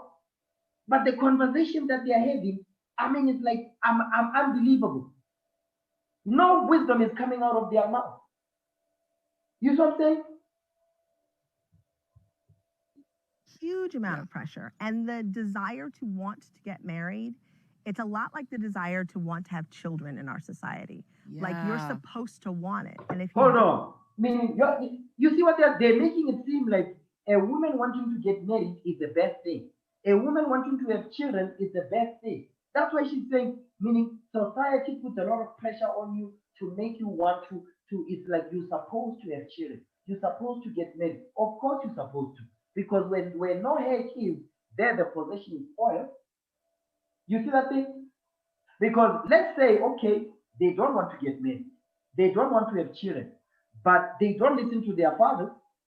They don't listen to their uncles. But they listen to the white man. He teaches them how to dress. He teaches them to put weaves on their head. He teaches them to bleach their skin. He teaches them to do what? To defile the mindset of the young girls that are looking up to these demons. Yeah, Terry. Don't want it. What's wrong with you? Yeah. It's fascinating to me. And I always knew, I'm one of those people, since I was 5, I could tell you I was going to have kids. I could tell you I was going to have 3. I could tell you they were going to be girls. But I have never wanted to get married. I never played bride. I was never interested. I don't know what it is. I never wanted to get married. I love having boyfriends. I love dating. Oh my God, man, you can't make this stuff up. Let me rewind, because some of you, I know you've missed it. It is. I never wanted to get married. I love having boyfriends. I love dating. You see that thing? I love having boyfriends. I love dating. Hold that. Give me that in Leviticus 19, verse 29. These are the reasons why there's so much whoredom in the black community. You see what I'm saying? I love having boyfriends. So now the young girl, because I think she wrote Grey's Anatomy, that show on TV, that medical show and all of that. And there's other shows as well. I love having boyfriends. I love dating. What is that? That's code word for what? That's code word for me. I'm a whore. That's code word. In case you don't know what that means. That means I love being a whore. I love whoring myself out. That's what they are really saying. Read it. Leviticus 19:29. Read it again. The book of Leviticus chapter 19 verse 29. Go ahead. Do not persecute thy daughter to cause her to be a whore. Let the land fall to whoredom, and the land become full of wickedness. So now, you see what she said? She said, I love having boyfriends. As old as she is, she loves having boyfriends. As old as she is, she loves dating. Unbelievable. Now watch this. You see that part when it says, do not prosecute their daughters to cause her to be a whore? Give me 1 Corinthians 15 verse 33. I want to show you something. Because many young girls, they've watched this. Because how many hits did it get? Views? 745,000. Close to 1 million views. And a lot of women listen to this clip. A lot of young girls, they hear this woman talk. 1 Corinthians 15 verse 33. This is the problem. They are the ones that are prostituting our daughters. That means the sisters, because it's mainly black women that watch this. When they hear this, they're also going to say the same thing. I love having boyfriends. I don't want to settle down. I love holding myself out. I don't want to be tied to no man. Read it. 1 Corinthians 15 verse 33. Come on. First book of Corinthians chapter 15 verse 33. Be not deceived. Evil communications corrupt good manners. You see what the Bible is saying? It says, don't be deceived. Because this communication that is coming out of this woman's mouth is evil communication.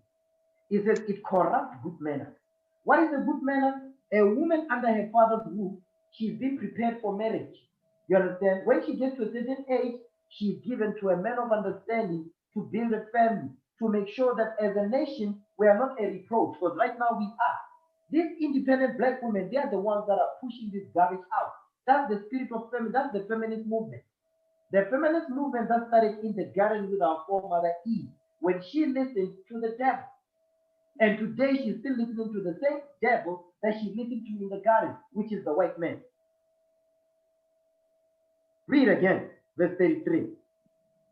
First book of Corinthians chapter 15 verse 33. Be not deceived. Evil communications corrupt good manners. Because this is evil communication coming out of this woman's mouth. She's not professing godliness. She's not professing that young girls should get married. You don't hear that. All they are pushing with Jada Pinkett, with Queen Latifah, they're becoming lesbians and all of that. They are the role models today for these young girls. Okay? They are the role models today. They are not setting the right example. Give me Judith 8:24. This is our foremother Judith. This is the mindset of our foremother Judith. Okay? Judith 8, verse 24. Watch this. Read it. The book of Judith, chapter 8, verse 24. Go ahead. Now therefore, O brethren, let us show an example to our brethren. Let us do what? Let us show an example to our brethren. Let us show an example to our brethren. They are not showing the right example. They are not showing the right example to our young sisters that are coming up. They are prostituting them by their speech. There's evil communication that's coming out of the airways. Read. Because their hearts depend on us. You see that thing? Because these young girls, they look up to these women. They look up to Oprah. They look up to Shonda Rhimes. They look up to Beyonce. You see that thing? Beyonce would be pushing out independent women, but she go back to her husband. Unbelievable. You see that thing?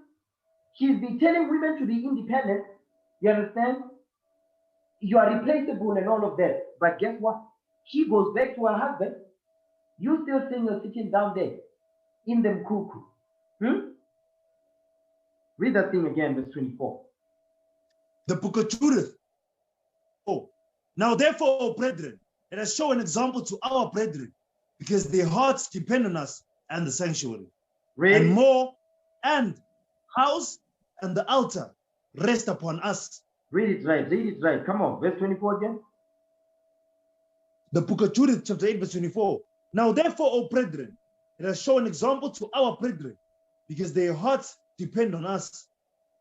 And the sanctuary and the house and the altar rest upon us. You see that thing? Because the sanctuary is what? That's the temple. We don't have the temple today, but we are the temple. We are Jerusalem. You understand? So these young girls that are looking up to these women that hate nation building, you understand? We have to now push this truth we need to push this truth to new heights. That's why I take no prisoners when I see brothers be something about basic stuff. We have a nation to build, because this is the reason why we have to build a nation. You understand? You sisters too. This is the reason why I need you sisters to study, need you sisters to apply, need you sisters to make sure that you set the right example based on leadership command. I don't want the sister that being a loose cannon, which we've seen in the past. I don't want to see that because of this, what we're watching here. I need this thing to sink in your spirit. Okay? This is the reason why I want to go back to the sea. It's because of women like this. Understand that? Okay? I do not want, I never wanted to get married. I love having boyfriends. I love dating. I do not want a husband in my house. You see that thing? She says, I love boyfriends, I love dating, but I do not want a husband in my house. You know why that is? 1 Corinthians 11. This is the reason why she don't want a husband. Okay? But she wants boyfriend. You know why she wants boyfriend? Because after after the boyfriend is done servicing her, guess what? The boyfriend can keep it moving. Because she doesn't want nobody telling her what to do. You see these women, they don't check one another. They don't correct each other. They don't call each other out. They enable one another to do the evil. I'm yet to see a show where black women call each other out. I'm yet to see them. They don't correct one another. You understand? And that's the reason why you see the feminist movement is given so much air time. It's given so much air time. The LGBT is given so much air time. Because the feminist movement is the same thing as the LGBT. It's not about nation building. They go against the family structure. Men and women to build a nation. How can a man and a man build a nation? How are they going to do it? How can a man and a woman just shaking up, you understand, having sex? How are they going to build a nation? They will not. That's what she's pushing. You understand? Watch this. You know what? Before I go any further, I'll just play the next video, then I'll deal with these other scripts.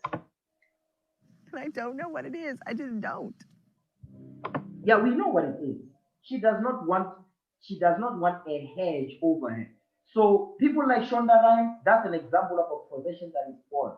People like Oprah, that's an example of a possession that is spoiled. Because the shows that they put out is not about building the nation, it's about women on top, men begging for the women. They're not teaching that women must submit. I'm yet to see a show on own network, Oprah Winfrey Network, that she's pushing for women to submit to their husbands. I've never seen them. I'm yet to see them. Okay.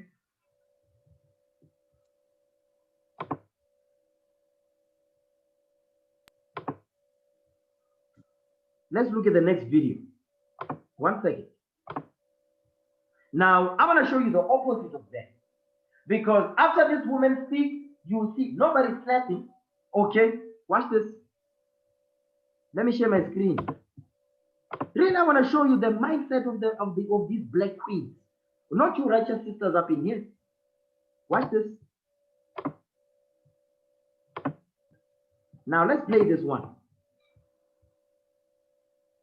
All right, April, you've been married. Now, all right, April, you've been married for 12 years. This man, he's a simp, this one, okay? He's simp. This is a classic example of simp 101. But listen to what the sister says now. The complete opposite of what we just saw. Years, do women need marriage? Now, he's asking the question, okay? He says, do women need marriage? Let's hear what the sister says. What I originally didn't want to get married, Carlos. I always felt that, you know, I was an artist, a free spirit, just a little further blowing in the wind. You see what she's saying? It says, originally, I did not want to get married. That means something happened to see the importance of being married. You see that thing? And the way she's putting it, some women are not actually happy with what she's saying at the beginning. I just want it to be free. I want it to be a feather flowing and blowing in the wind. Because that's what these women, their mindset is like. Okay, listen now. I don't need a man, I can shack up. And I was fine with that until I met Jay. And he insisted that, you know what, April, it's important for us to tie the knot and form this union. I said, sure, what the hell? So fast forward 12 years later, I look back and I go. So this woman has been married for 12 years, okay? You know what? Getting married was absolutely necessary for me because... You see what she's saying? She's saying getting married was absolutely necessary for her. She's seeing the importance of being married because now she's comparing the life when she was not and the life the life that she now has when she's married, and she's seeing the importance and the necessity of being married. Hebrews 13 verse 4 again. Okay? She's seeing the honor of marriage. You understand? Hebrews 13 verse 4 again. Read it. The book of Hebrews chapter 13 verse 4. Read. Marriage is honorable in all, and the bed undefiled. But whoremongers and adulteresses, God will judge. But whoremongers and adulterers, God will judge. So marriage is honorable. And that's what she's saying. Because remember what she said. She says, but when I met Jay, which is the husband is the one that said, we need to get married. What is that proof? The husband controls the relationship. The man controls the relationship. The woman controls access to sex. You see that thing? The man is the one that decides, I'm going to what? I'm going to put a covering of honor over your head. That's the husband decides that. The man is the one that decides that thing. You see that thing? Now, watch this. Because she said that the man is the one that said, we need to get married. Watch this. Give me Tobit chapter 1 verse 9. This is one of my favorite chapters, by the way. The book of Tobit. Not chapters, but book. Give me Tobit 1 verse 9. Watch this. Come on. After second Ezra. Read what you got. The book of Tobit, chapter 9, verse... No, chapter 1, verse 9. Pay attention. The book of Tobit, chapter 1, verse 9. Read. Furthermore, when I was come to the age of a man. When I was what? When I was come to the age of a man. When I was come to the age of a man. The age of a man. Now Tobit is no longer a boy. He's a man now. He never been a boyfriend. He's a man. He says, when I come to the age of a man, what does it mean to be a man? Watch this. One of the ways of showing that you are a man. Watch this. Really. Come on. I married Anna of my own kindred. Hold on. What did Toby do? I married. You see that? I married Anna. Toby got married. Toby got married. He says, when I came to the age of a man, I married Anna of my own kindred, and of her I begat Tobiah. So when he got to the age of a man, he understood marriage is honorable. That's how we build a nation. Marriage is honorable. Now I'm a man now. I grew up in the laws of the Most High God. You can read about that from verse 1 all the way down. Now it says, when I come to the age of a man, guess what I did? Give me that in First Maccabees 2. Okay? It says, because one of the ways of showing that you are a man, you get married because that's the law. You see that thing? It's not good that men should be alone. Watch this. Give me First Maccabees 2. Okay? First Maccabees 2 verse 64. Watch this. First book of Maccabees, chapter 2, verses 64. Go ahead.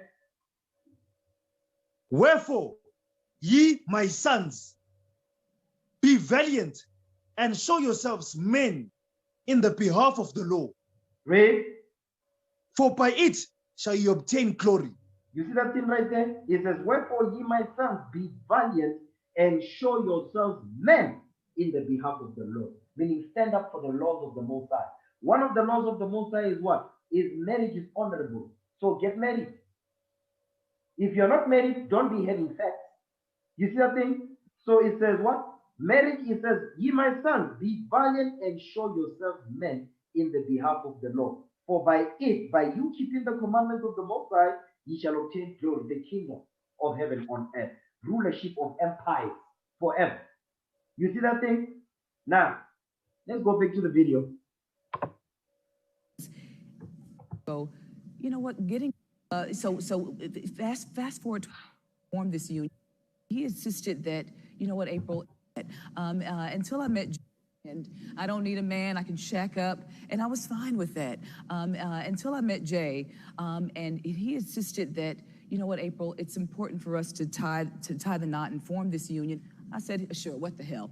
So fast forward 12 years later, I look back and I go, you know what, getting married was absolutely necessary for me because that union helped me to learn more about who I am. You see that thing? It says that union of marriage, that covenant of marriage, it says it taught her to know who she is, meaning what?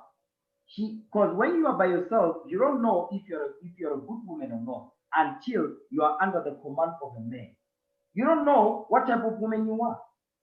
So if you never had a hedge of your father over you, when you get married, it's gonna be a very steep learning curve. You understand?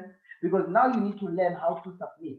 You need to learn how to humble down. You need to learn how to listen to instructions and execute those instructions. You see that thing? So now she's starting to see marriage put her spirit to the test. That's the point. It helped me to love myself more because how you go love somebody else if you can't love yourself first?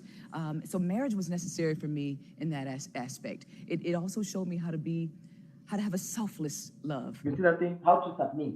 Because she's also, the way she's responding, she's very political because, you know, she's got a career, she's a celebrity. But the point is, she says she learned how to be what? How not to be selfish. How not to be about me. Because this independent singing black women, that's all they're about. Me. Here, you know, there's no good men out there. You know, as women, they be having teddy bears, hugging each other. You see what I'm saying? That's what they do. Let's have a group hug. That's what men say. Nobody corrects when they don't correct each other. How to learn and to grow with someone who I was different from, and to sometimes put those things to the side that were always about me. So you see that thing? Meaning it's about it. Meaning she said she learned not to be. It's not about her.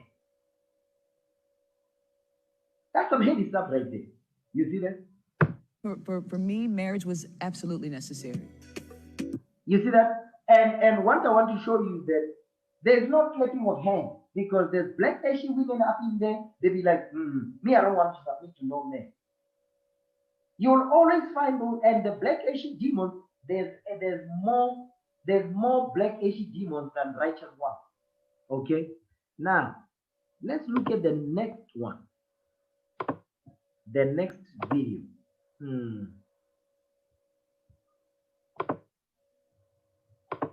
Now, you see, the second sister that we saw is the one that is marriage is an honorable thing. Now, the next sister, her name is Sharaza Ali. Okay, she's going to, you see that? Sharaza Ali. This woman right here, listen. Just listen to what she says. She's talking particularly to this independent black Asian queen. Okay?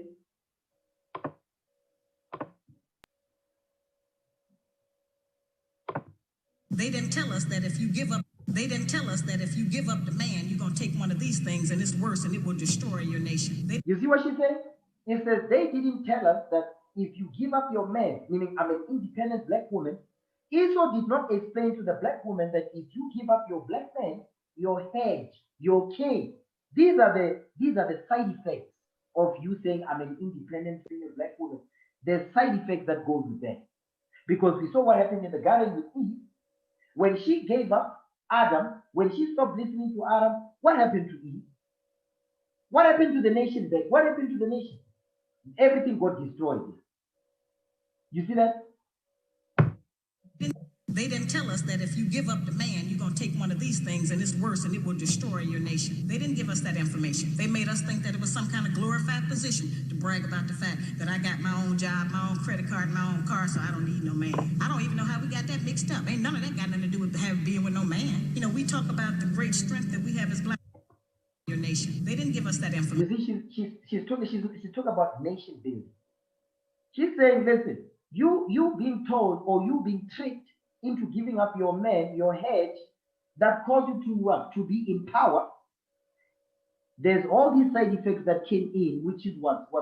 The consequences of it was what? The destruction of the black family. That's what she's saying. They made us think that it was some kind of glorified position to brag about the fact that I got my own job, my own credit card, my own car, so I don't need no man. I don't even know how we got that mixed up. Ain't none of that got nothing to do with being with no man. You know, we talk about the great strength that we have as black women. Well, the welfare department don't rent government apartments to single black men. Those apartments belong to black women. You see what she's saying? It says, you see, the welfare department does not give houses to women that are married. They don't give them to singles. They don't give those to black men, single black men. They give them to single black women who don't have no men. So guess what? The government, the Esau rewards the black woman for not having a man.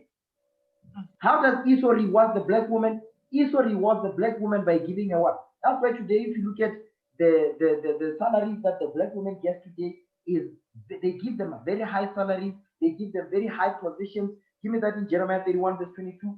They give them high salaries, high paying jobs. They give them high positions and all of that. They live this lavish lifestyle and they look down on their black men. Esau, that's how Esau rewards the black woman for destroying, for saying, I don't want no man, for not listening to the black man, you understand, for destroying the black family. Esau rewards her. Whether in big corporate or normal average job.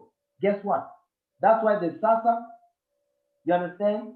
That's why the social security. Social security is not for the black man, it's for the black woman.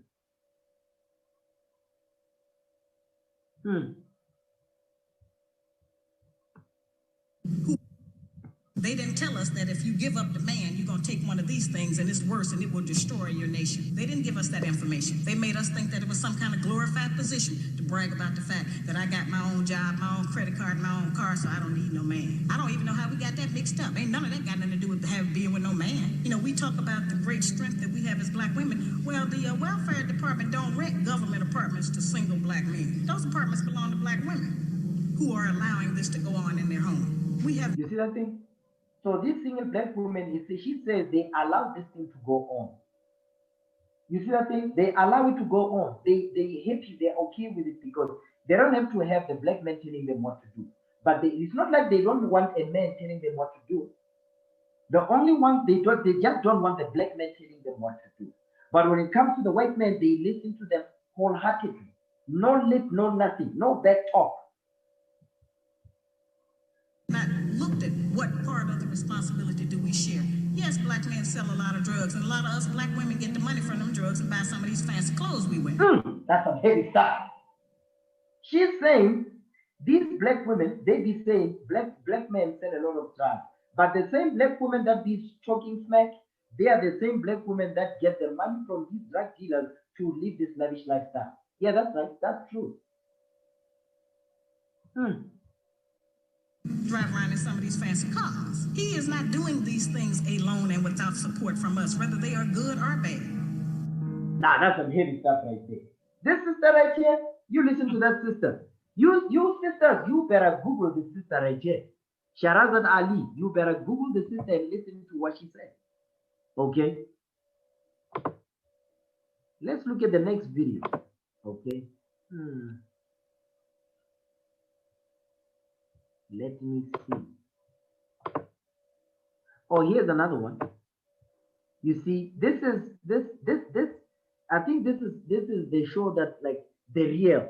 I guess there's The View. You've got the show called The View. You've got the show called The Real. Here you've got black women, ashy black women, and they are what? They're also sitting with Moabites.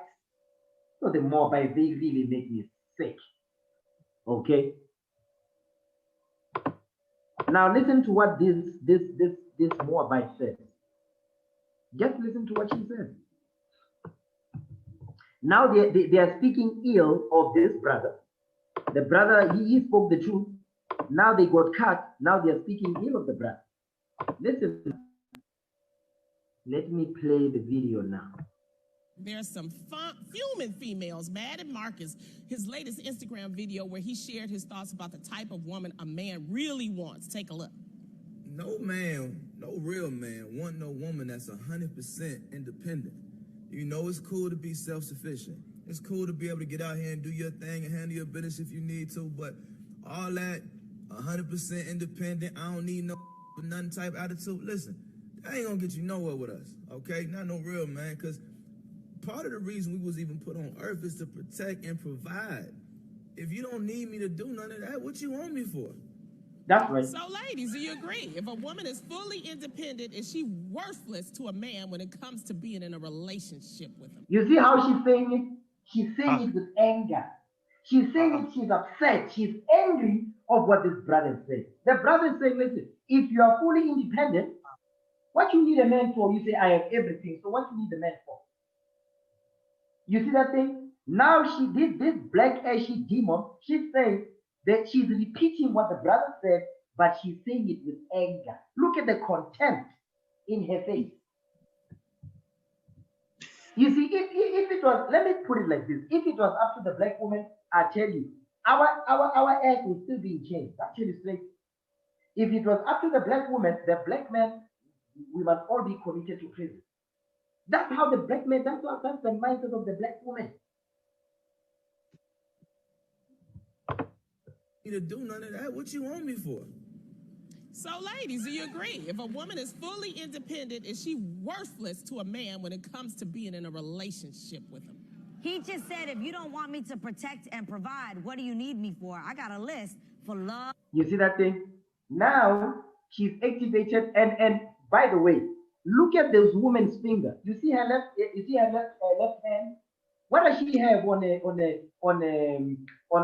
finger? What does she have? She got a ring. She's married. You see that thing? I want to show you the hypocrisy of these women. So she's saying the brother. She basically, they have a problem with what the brother is saying about this independent thing. There's no such thing in the Bible. We just proved it. But these are the women, these are the enemies of God right here.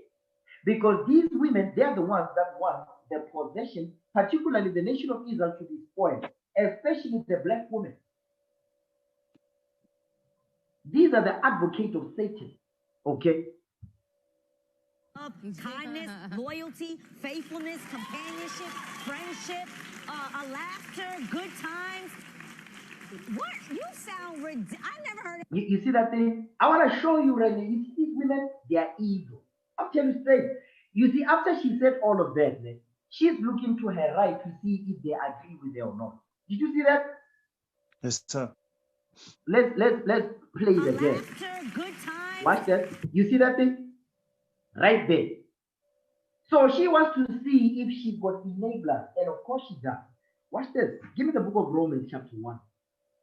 You see, the Bible has got everything here. I want you sisters to see the thing. Romans chapter 1. Romans chapter 1 and verse 26. You know what? Start at verse 25. The book of Romans, chapter 1, verse 25. Go ahead. Who changed the truth of God into a lie, and worship and serve the creature more than the creator, which is blessed forever. Amen. So now it says, who changed the truth of God into a lie? The white man has done that thing. The white man has changed the truth of God into a lie, because the truth of God is the laws of God. Give me that in Romans chapter 2, verse 20. Romans 2, verse 20. The white man is the one that changed the truth of God into a lie, to teach the people to worship the creation rather than the creator. Read what you got. Romans 2, verse 20. The book of Romans chapter 2, verse 20. An instructor of the foolish, a teacher of babes, which has the form of knowledge and of the truth in the law. You see that thing? And of the truth which is found in God's commandments. So the white man is the one that changed the truth of God that is found in God's laws into a lie. You see that thing? Now go back to Romans 1. Romans chapter 1, verse 26. Watch this. Because all that we've been seeing from Shonda Rhimes to obviously the second and third video, the second and third video, the second and third video addresses the proper family structure, the women that are about the building of the nation of Islam. That the first one with Oprah and Shonda Rhimes, those are the enemies of God. This woman right here and this black ashy demon next to her, these are the enemies of God right here. Now read that. Romans 1:26. This is the mindset of these women. Read it. The book of Romans chapter 1, verse 26. For this cause, God gave them up to vile affections. For even their women did change the natural use into that which is against nature. You see that part right there? It says, even there, it says, because they are worshiping the creation rather than the creator. Women are worshiping themselves and they want to be worshipped. And that's what the media is pushing out, this feminist garbage. Okay? Then it says, because for this cause, God gave them up unto vile affections. That's what they are saying. I don't need no man. That's a vile affection. I don't need to get married. That's a vile affection. You see that thing? I don't need to be tied down. I don't need nobody telling me what to do. That is a vile affection. It's not according to the Most High God. It says even their women did change the natural use into that which is against nature. So the natural use of a woman is to get married and have kids, build a family. The unnatural use of a woman is a woman who is jumping from raw to raw to raw. That is the unnatural use of a woman. When she's being abused by all these men she sleeps with, you see that thing? That's not the natural cause of things. That's not the natural cause of things. But I want to show you. Watch this. Jump down to verse 29. Because remember now, these women, they've changed the natural use of that which is against nature. Now read verse 29. Watch this. I'm going to show you their mindset. Okay? Read verse 28 actually. Start from there. The book of Romans chapter 1 verse 28. Read. And even as they did not like to retain God in their knowledge. They don't like to retain God in their knowledge. They don't want to do that. So guess what? That's because they are worshiping the creature more than the creator. That's why they don't want to retain God in their knowledge. Read on. God gave them over to a reprobate mind. You see that thing? God gave them over to a reprobate mind. Meaning what? A mind that is void of judgment. Read. To do those things which are not convenient. So to do those things which are not convenient. A single woman, being a single mother, being a single woman sleeping with multiple men, that is something that is not convenient. Is it convenient? When all these spirits of all these men that you're sleeping with, they are all up in you. That's not convenient. Go ahead. Being filled with all unrighteousness. You see that thing? That's the problem right there. Because of they are doing things, they are worshiping the creation rather than the creator. The Lord says, they are gonna fill you with all unrighteousness because they are in the midst of idolatry, worshiping themselves and wanting themselves to be worshipped. All unrighteousness, go ahead. Fornication. Fornication, sexual sin. Like Shonda Rhimes was saying, me, I don't like no man. I love having boyfriends. I love dating. You see that thing? Fornication. They are filled with fornication. Go ahead. Wickedness. Wickedness. Go ahead. Covetousness. Covetousness. Which is idolatry. Read. Maliciousness. Maliciousness, because their intent is not to build the nation. Their intent, they don't want to tell you, I don't want no man to tell me what to do. That's the intent. Read.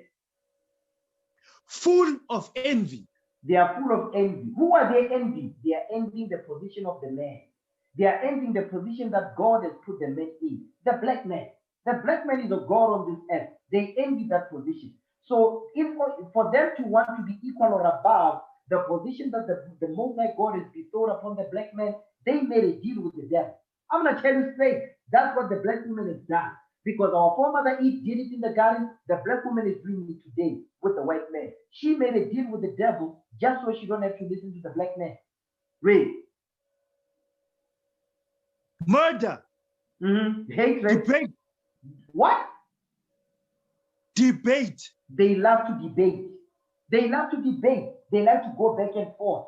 You understand? To make excuses for their sin, for their lust. They love to debate. Go ahead.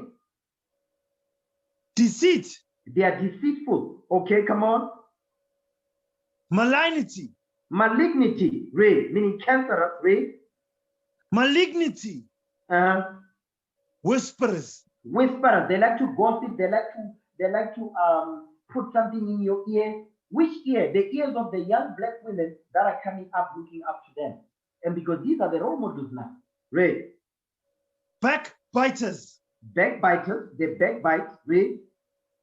Haters of God. You see that thing? That's it right there. These are haters of God. They hate the Most High. Read. Despiteful. They despiteful. Read. Proud. Oh my God, man. They are proud.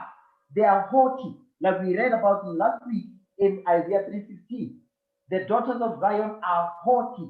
That's the prideness. Read. Boasters. We're going to see the boasting in a minute. Just keep going. Inventors of evil things. They are inventors of evil things. What is the evil things that they're inventing? You don't need no man. You don't need no man to tell you what to do. You understand? I'm independent. I'm strong. I'm an independent, strong black woman. These are evil. These things. These are evil inventions. Okay, go ahead. Without understanding. No. Inventors of evil things. Next part of that verse. Disobedient to parents. They don't listen to their parents. Disobedient to parents. You understand? Read. Without understanding. They have no understanding. The only understanding they have is what? Is the lust they want to fulfill in their spirit. Read. Covenant breakers. They're covenant breakers because the Lord gave us the commandment. They broke that covenant. They don't want to follow it. Meaning what? Women, submit to your husband. Listen to your father. Submit to your father if you're not married. Submit to your husband when you are married. They don't want to do that. Read. Without natural affection. You see that thing? Listen. When a woman says, "Me, I love dating. I love having boyfriends, but I don't want a man. I don't want a husband in my house. I don't want a man in my house." That's without natural affection. Because if you have natural affection, you would want to have that. Because you understand, if I don't have that, that's why we have all these holes. We hear Cardi B says, "There's some holes in this house." That's the garbage you hear. Read. Implacable. Implacable. I'm not going to go into that now. Read. Unmerciful. They have no mercy. Next verse, watch this. Because they don't care about the young girls that are coming up. They are not setting the right example that we read in Genesis 8:24. They don't want to set the right example. They are setting the poor example with their evil communication to deceive the young women that are coming up. Read. Who knowing the judgments of God. And guess what? In their spirit, they know the judgment of God because God put in them a conscience to know between right and wrong. But they do the wrong thing anyway. They know the judgment of God for the evil inventions that they do. Read. That they which commit such things are worthy of death. Because they know that they that commit such things are worthy of death. Watch this. Go ahead. Not only do the same, but have pleasure in them that do them. That's the key right there. But have pleasure in them that do them. Meaning what? They have enablers. People that are enabling them to continue inventing these evil things and pushing it out with these shows that they have. I mean, how many people watch this thing? 806,000. And it's women. Particularly the black women, all of these falling for garbage. Now, listen to what this demon says. Listen. What? Friendship, a laughter, good times. What? You sound ridiculous. I've never heard anything so dumb in my whole life. You see that thing? She says, a brother saying, so if you are independent and strong, what you need a man for then? That's why they buy dildos and all of that. They be sexing themselves, but let's say, it's not the same as having a man. It's impossible. But she's saying all of this. She's got a ring on her finger. She's married. So who's clapping in the audience? The stupid black woman. Yes, I said it. First of all, let me tell you something. A real man is not intimidated. Let me see First something. of all, let me tell you. That's it right there. That's it right there. You see this woman? Can you see the cursor? Yes, sir. The black woman that started speaking with contempt. Look at her. Look at her left arm. Look at her hand. Does she have a ring on her finger? No, she don't. No, sir. No, she does not. Guess what? Give me Surah 32. I'm going to show you why she was speaking with such contempt. What the brother said. This is the reason why she said what she said. Give me Surah 32 real quick. This is why this black woman said what she said. Surah 32 and verse 15. Watch this. The book of Ecclesiastes, chapter 32, verse 15. Go ahead. He that seeketh the law shall be filled therewith. But the hypocrite will be offended thereat. But the hypocrite will be offended thereat. The reason why she's offended is because she's a hypocrite. Yeah, she's a hypocrite. That's why she's offended. And this woman that is speaking, this one that she's loud, she's speaking because she's married. She doesn't have to, that does not affect her at all. But this black woman, she's upset. She's offended. And now this one is speaking on her behalf. Let's keep watching. Something. A real man is not intimidated by a woman that doesn't need you. You see that thing? She says a real man is not intimidated by a woman who doesn't need you. What did we just read? You need a hedge over you. These women, they are inventors of evil things. And the ones that are clapping, many of them, they are not married. That's why they are here. They are not married. You understand? That's why they are clapping to this. And guess what? They are clapping for the work of a woman who's married. After the show is done, she goes back to her husband.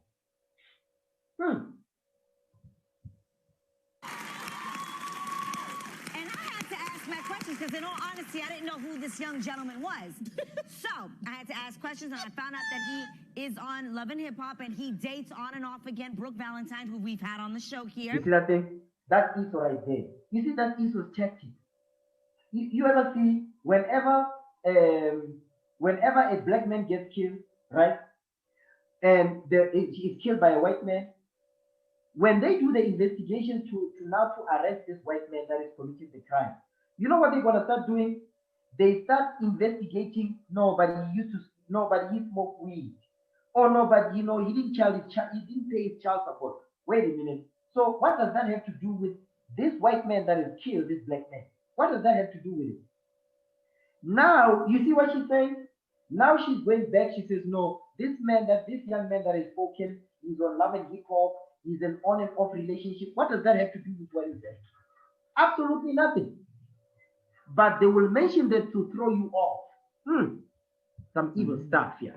And the reason why they are on and off is because he has been accused of not. Yeah, and you see what she said? You see how she speaks? She wants to make sure that you see that she's married. I want you brothers to see this thing. Watch this. Some evil stuff here. Give me the book of Revelation. This is the spirit of Esau right here. Revelation chapter 13, right? Revelation chapter 13 and verse 11. Watch this. Revelation 13 verse 11. The book of Revelation chapter 13 verse 11. And I beheld another beast coming up out of the earth. And he had two horns like a lamb, and he spake like a dragon. He spake as a dragon. He says the two horns like a lamb. These two horns represent republicanism and democratic system and republicanism. Now, it says he has two horns like a lamb, and he spake as a dragon. So guess what? A lamb is a very timid and innocent animal. But a dragon, the way they speak, guess what? Is to destroy. Here she is, she's making it seem like, you see what she's speaking? What she's speaking is not equal with what is on her finger. She's married, and guess what? She's speaking to do what? To give life to the lifestyle that these women that are sleeping, to continue that whorish lifestyle. That's what she's doing. But yet, when the show is done, she goes back to her husband. Not being faithful. So that is what, from what I understand. With that being said, a man like this, to me, from what I'm seeing in this situation, just my opinion, if I had to watch this and give it a diagnosis, I would say, oh, so you want her to not be independent so that she's dependent on you, so that when you out doing your mess, she can't go nowhere and do nothing because she has to sit around and wait on your dumb ass. No, thank you. Next. She done got hot today. I think this is ridiculous. Because let me tell you something. You can have your own. We have our own. I am self-sufficient. You got your I don't need a man. I don't need a man. But guess what? I want you, and that's the difference. You see that thing? Enabler. She's got enabler, and 806,000 out of the people that saw this, guess what? The majority is a black woman. She says, you don't need a man. He says, I don't need a man, but yes, she's married. She says, I want a man. I don't need a man, but she's married now.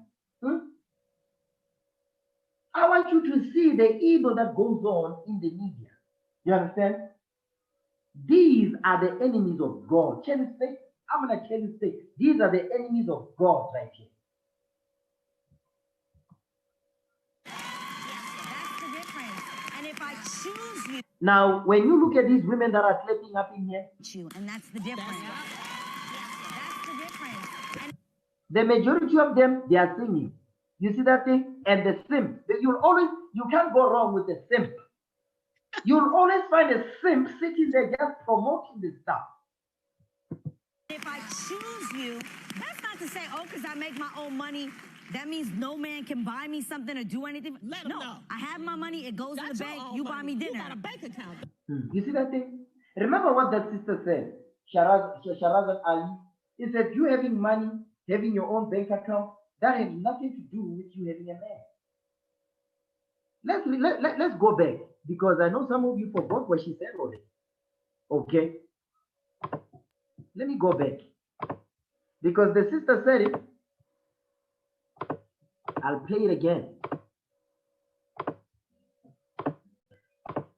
They didn't tell us that if you give up the man, you're going to take one of these things and it's worse and it will destroy your nation. They didn't give us that information. They made us think that it was some kind of glorified position to brag about the fact that I got my own job, my own credit card, my own car, so I don't need no man. I don't even know how we got that mixed up. Ain't none of that got nothing to do with being with no man. You know. You see what she's saying? I've got my own job, I've got my own credit card, I've got my own this. He says, what does that have to do with behaving a man? Absolutely nothing. Because think about it. The women, they need us. And I'm going to explain it. I'm going to go into the scriptures to prove what I'm saying. You understand?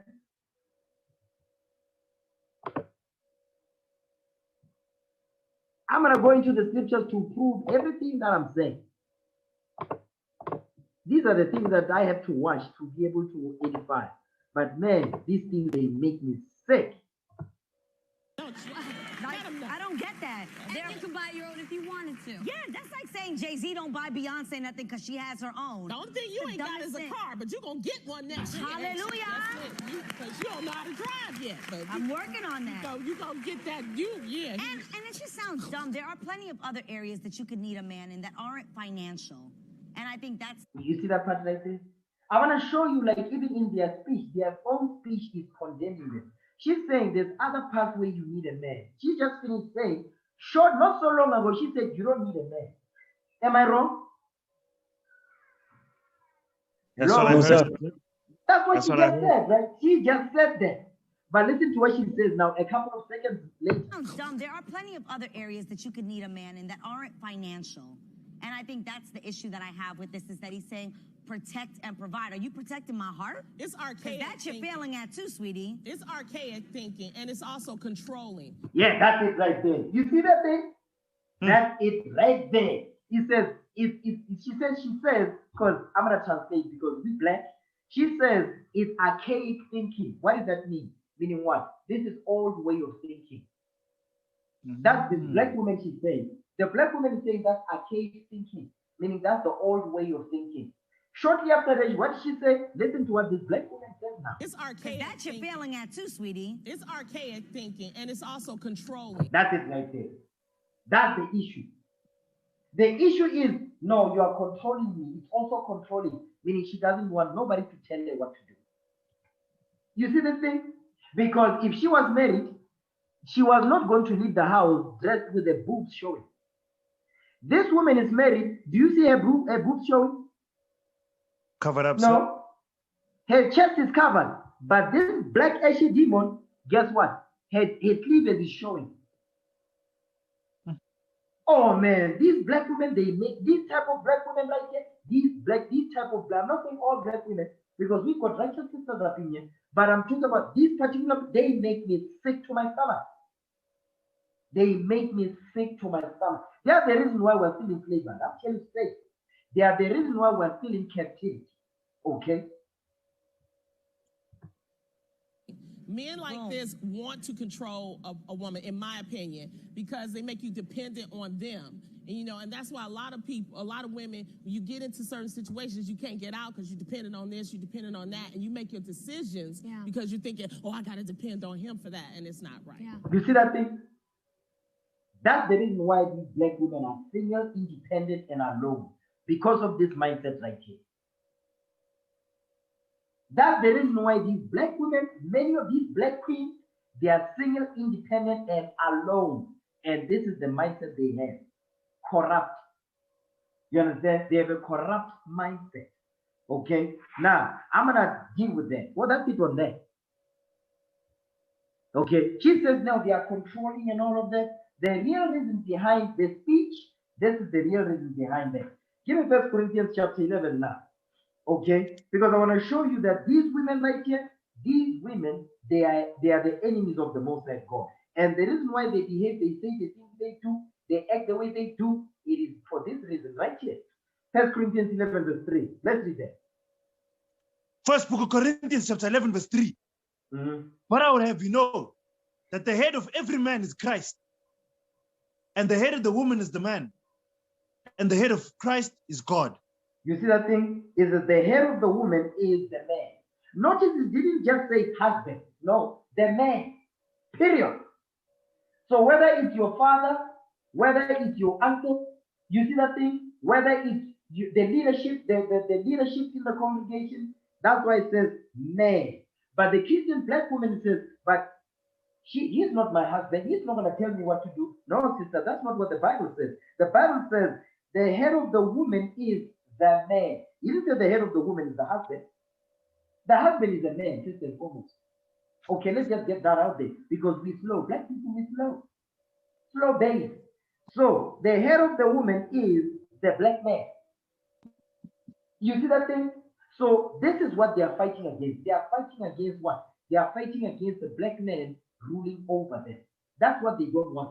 First Timothy. They don't want that. They don't want the black man ruling over them. First Timothy chapter 3, verse 5. Watch this. First book of Timothy chapter 3 is 5. First book of Timothy chapter 3 verse 5. Come on. For if a man know not how to rule his own house. How to what? How to rule his own house. You see that thing? Because men are born to rule. We are the rulers and the leaders of the earth. The black men, we are the gods of the earth. It says, if a man know not how to rule, because that's what makes a man, to rule, to keep God's commandments and use God's commandments to rule the nations and to lead the nations in the path of righteousness. If a man don't know how to rule his own house, go ahead. How shall he take care of the church of God? How shall he take care of the church of God? He cannot. Because the man, the black man, the God that he is on this earth, his job is to rule. And the black woman is supposed to submit under the rulership of that black man. Watch this. Genesis 3 verse 16. I know some sisters be preaching on this verse. Read. Genesis 3 verse 16. Come on, come on, come on. The book of Genesis, chapter 3, verses 16. Go ahead. Unto the woman he said, I will greatly multiply thy sorrow and thy conception. Go ahead. In sorrow thou shalt bring forth children. Read. And thy desire shall be to thy husband, and he shall rule over thee. You see that thing? Your desire shall be to your husband, and he shall rule over you. You see that thing? And when he rules over you, watch this. Give me the book of Ephesians now. This is the reason why that black Asian woman was saying, no, they just want to control. They don't want you to have the freedom. Listen, when you are under your father's rule, you don't have the freedom to do whatever you want. When you're under your husband's rule, you don't have the freedom to do whatever you want. They don't want any of them. They just want to do whatever the hell they want. That's why the land has fallen to water now because of this. Okay, give me Ephesians 5 verse 22. It says, your husband, he shall rule over you. You know what? Give me 1 Corinthians chapter 14. Give me 1 Corinthians chapter 14 real quick. Then we're going to go to the book.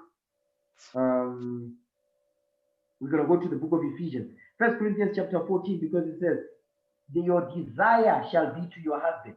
So those women, their desire is not to their husband. Their desire is not to the black man. Their desire is to the white man. That's the point. Their desire is to the white man. Their desire is not to the black man. The problem is not the man. No, the problem is the black man they have a problem with. They don't have a problem with the white man. They don't have a problem with them. Read that. 1 Corinthians chapter 14 and verse 34. Watch this. First book of Corinthians chapter 14 verse 34. No, come on. Let your women keep silence in the churches. Read. For it is not permitted unto them to speak. Come on. But they are commanded to be under obedience, as also said the law. So these women are commanded to be under obedience, as also said the law. We just read that law in Genesis 3:16. Watch the next verse. Go ahead. And if they will learn anything, their desire to learn, if they have a desire to learn, where must they go? Read. Let them ask their husbands at home. You see that thing? Let them ask their husbands at home, or their fathers that is over them, or the leadership that is over them. If they will learn anything, let them ask their husbands at home. Because you hear what she said? She says, no, that means I have to depend on you for everything. If I need this, if I need that, listen, that's what the Bible is saying. If you don't like the Bible, drop dead. Read. For it is a shame for women to speak in the church. Right now, that's what they're doing. They have no shame, not right now. That's why you've got the daughter of TDJ. She's a prophetess. She's got a ring on her finger and she be floating it. but she be teaching women that, no, you must be your own person. You must be your own person. You must do you. You must love yourself, dear. You must, all of that. Uplifting the woman, making the woman to be above the man. But she's got a ring, she got a ring on her finger. After she does that sermon, meaning after she does that, if she delivers that motivational speech, she goes back to her husband. That's the point. You see that? Ephesians now. Give me the book of Ephesians, chapter 5. Ephesians chapter 5, verse 22. This is when you hear black women say, no, I know that's controlling and all of that. The reason why they are saying all of that, they don't want to do what we're about to read and what we've been reading so far. Read it. Ephesians 5, verse 22. Read that thing. Come on. The book of Ephesians, chapter 5. Sorry, I lost my bearings. Ephesians 5:22. Come on. The book of Ephesians, chapter 5, verses 22. Go ahead. Wives, submit yourselves unto your own husband as the Lord. No. You submit yourself unto your own husband as unto the Lord. Submit yourself to your husband. That's why in all these TV shows that you see, your operas and all, they don't tell the women to submit to their husband. They don't. They say, you must be independent, girl. You must. That's the garbage they tell one another. Read. Wives, submit yourselves unto your own husbands as unto the Lord. Read. For the husband is the head of the wife. You see that thing? The husband is the head, the hedge. The husband is that hedge that is going to make sure that you don't get spoiled as a sister. You don't get spoiled as a woman. Your father's job is to make sure that you don't get spoiled as a daughter. We went over this at the beginning of the class. Go ahead. Even as Christ is the head of the church, and he is the savior of the body. Just like the husband is the savior of your body, Christ is the savior of the 12 tribes of Israel. Go ahead. Therefore, as the church is subject unto Christ. Stop right there. As the church is subject unto Christ, the 12 tribes of Israel, we are subject unto Christ, starting with the man. Meaning what? We are subject unto him. So that's why when a king has subject, we are the subject. You see what I'm saying? A king has subject. The people subject themselves to the king. They follow the rule of the king. Same goes with the father when it comes to their head, his daughters. Same goes to the husband when it comes to his wife. Read. And he is the savior of the body. Read verse 24. Come on. The book of Ephesians, chapter 5, verse 24. Therefore, as the church is subject unto Christ, so let the wives be to their own husbands in everything. You see that part right there? It says, so let the wives be to their own husbands in everything. You know what it means to say, do you know what it means everything? Meaning everything. All that consists. Everything you can think of, you must be subject to your husband 100%. That's what the Lord is saying right there. And this is what they hate. So when they say, I don't want a husband in my house, I like dating, I love having boyfriends, but I don't want a husband in my house, this is the reason right here. They won't tell you, but that black Asian demon, she said it out of her own mouth. Meaning what? She doesn't want to be controlled. That's what she was really saying. And that's why she's singing. You see that? That's why she's singing. That's the point. Now, I did mention, because she mentioned something, no, I don't need no man and all of that, because what she's saying is, I can survive without one. Okay, let's see. Give me the book of Genesis. Okay, watch. Let's see if that's true. Give me the book of Genesis give me Genesis chapter 2, verse 4. Genesis chapter 2, verse 4. Watch this. Genesis chapter 2 and verse 4. Read what you got. The book of Genesis chapter 2, verse 4. These are the generations of the heavens and of the earth when they were created in the day that the Lord God made the earth and the heavens. Read, come on. And every plant of the field before it was in the earth, and every herb of the field before it grew. For the Lord God had not caused it to rain upon the earth, and there was no man to till the ground. And there was no, that's the point I want. It says, and there was no man to till the ground. Watch this. The man, there was no man to till the ground. Hold this. Give me the book of Proverbs, chapter 8, verse 4. Proverbs, chapter 8, verse 4. It says, there was no man to till the ground. And here when it says there's no man to till the ground, yes, the Bible is written in a masculine form. But right here, it's talking about the man directly. This is not talking about many men or women. This is talking about the man, male. And I'm going to prove what I'm saying. Proverbs 8, verse 4. Watch this. The book of Proverbs, chapter 8, verse 4. Unto you, O men, I call. And my voice is to the sons of men. You see that thing? Unto you men, I call. So the most that God, he calls the man first. The man is the prize. Understand that. The man is the prize. The Lord calls the man first. Ezekiel 34, verse 21. No, Ezekiel 34, 31. Read what you got. Ezekiel 34, verse 31. Watch this.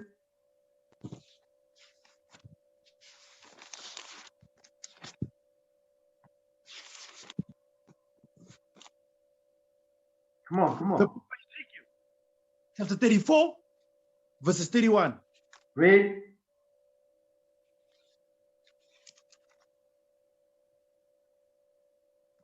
And ye, my flock, the flock of my pasture.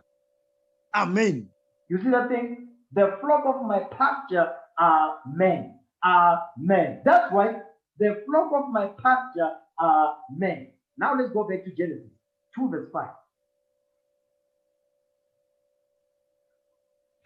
The book of Genesis, chapter 2, verse 5.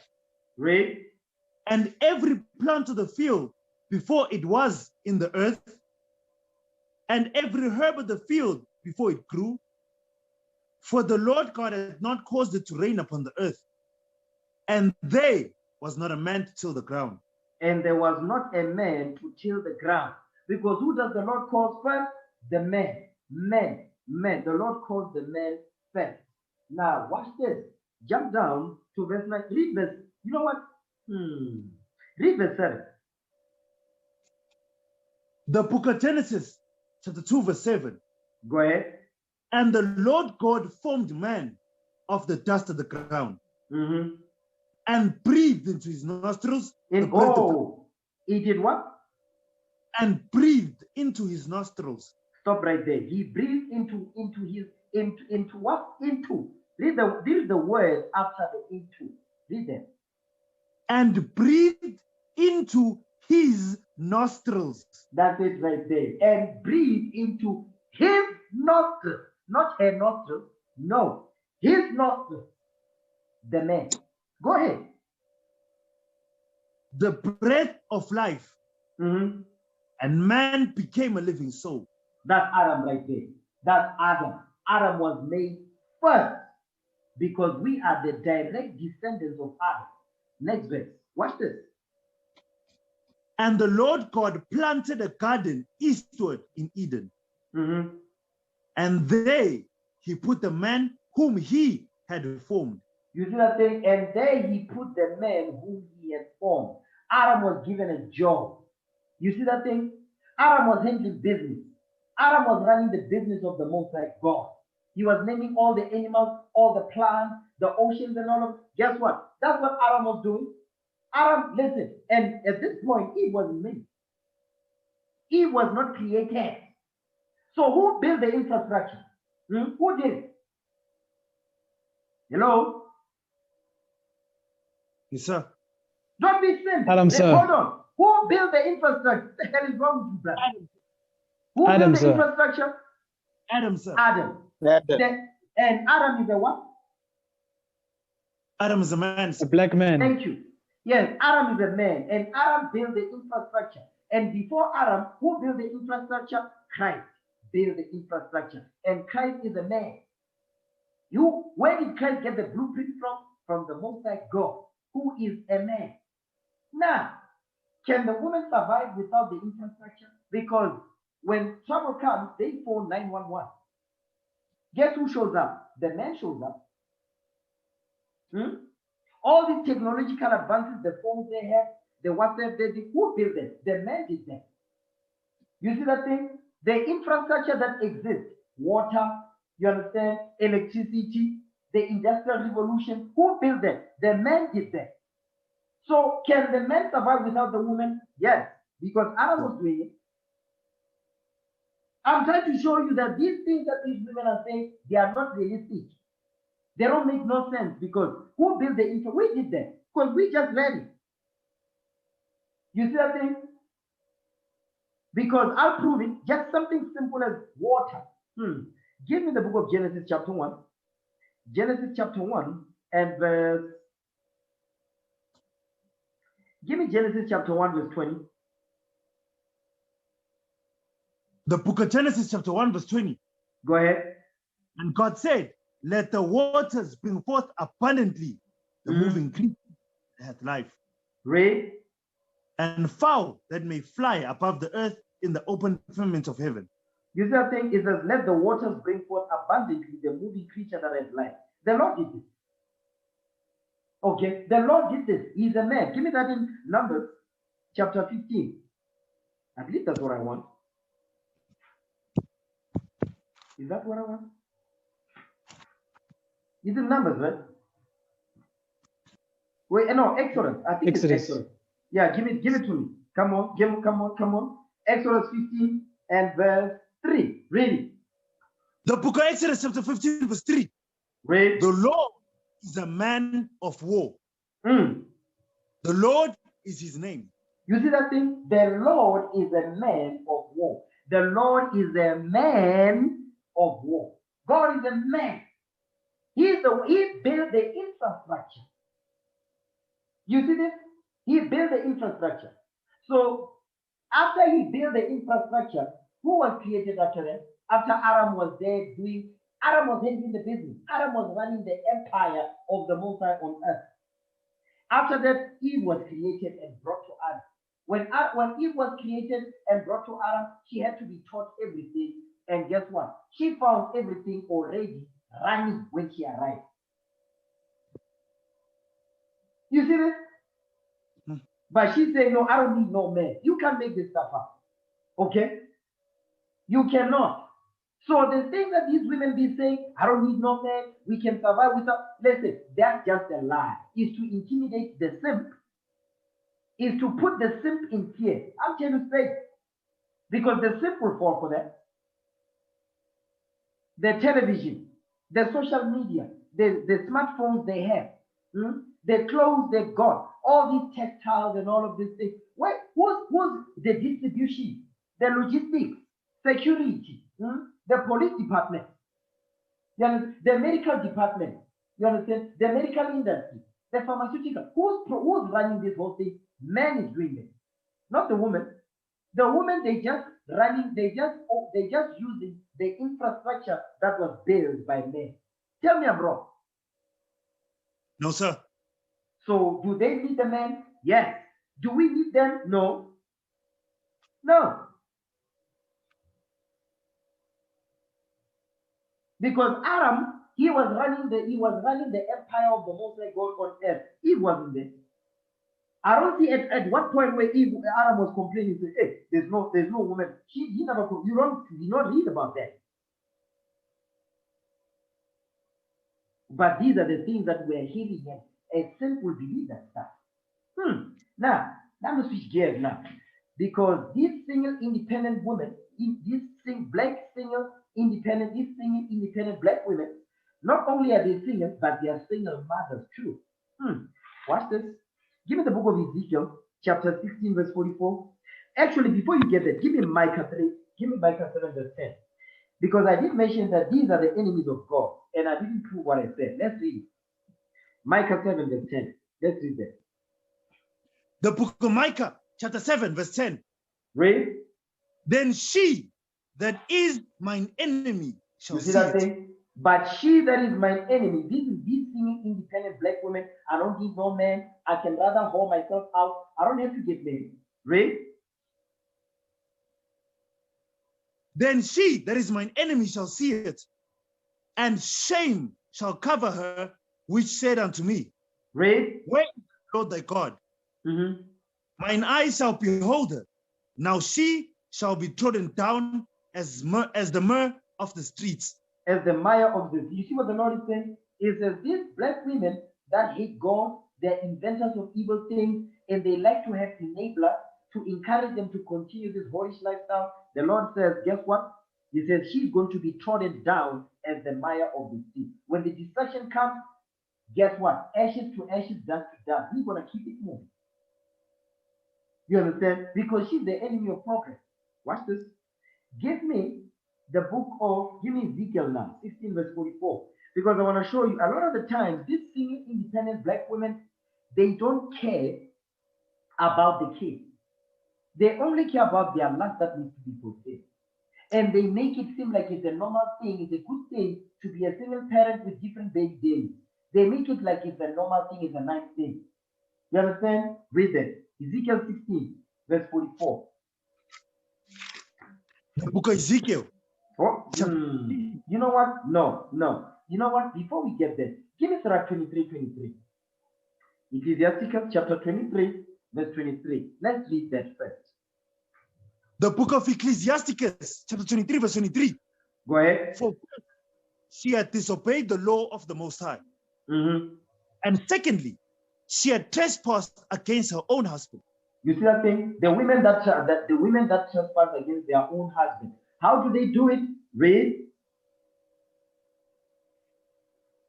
And thirdly, she had played the whore in adultery. That's how she did it. She played the whore in adultery. You understand? She trespassed against her own husband. She don't listen to him. She don't obey. She don't submit. In her mind, they are equal, or she's above him. Read. She had played the whore in adultery and brought children by another man. You see that thing? That baby mama's right there. She brought children by another man. She's married. Now she brings a bastard child by another man. You see that thing? Now, watch this. Ezekiel 16 verse 44. Because this, I don't need no man. I'm a single parent and I'm okay with it. That's what they say. I'm a single parent and I'm fine with that. Watch this. Ezekiel 16 verse 44. The book of Ezekiel, chapter 16, verse 44. Behold, everyone that useth proverbs shall use this proverb against thee. Go ahead. As is the mother, so is her daughter. As is the mother. This is the proverb that is used today against the black women. These single black women, these queens, they call themselves. Guess what? The proverb that is used against them when it comes to their children. It says, you just like your whorish mother. You just like your mother. You see that thing? It says, as is the mother, so is her daughter. Because what? Like mother, like daughter. She's going to do exactly what her mother is doing because she's watching how she moves. You see that thing? They don't think about it. These single black women that have what? That have children without fathers around and all of that. Guess what? They are teaching their daughters to do the same thing and their sons too. Next verse. Watch this. That's my parents, sir. Verse 45. Come on. The book of Ezekiel, chapter 16, verse 45. Thou art thy mother's daughter, that longeth her husband and her children. No. That what? That loatheth her husband and her children. That's it right there. Meaning she hates her husband and her children. So now it says, now the daughter is going to do the same thing that her mother was doing. What was her mother doing? She hated her husband and she hated her children. It says the daughter is going to do the same thing when she gets children. That's what you are seeing today. Go ahead. And thou art the sister of thy sisters, which loatheth their husbands and their children. You see that thing? Because guess what? Remember, they always have a what? Oh, let's have a group hug. You understand? And guess what? Those women that be having group hugs, they be enabling one another. That's what it's talking about here. It says what? It says, thou art the sister of thy sisters, which loathed their husband and their children. That's why whenever they come together, the common denominator is that some have been married before, they've gotten children by those people that they were married to, and now they cannot get no man. Nobody wants to deal with them. Now they come together because they have common things. They hate men, they are bitter, they hate themselves, and they hate their children too. You see that thing? That is what you are seeing. That's what you saw at the table. Go ahead. Your mother was an Hittite, and your father an Amorite. You see what the Lord is doing? He's insulting us now. He says you are Hamites to me now.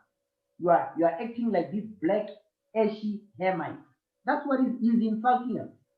Now, let's see now. Hold on. 1 second. Let's watch some videos now.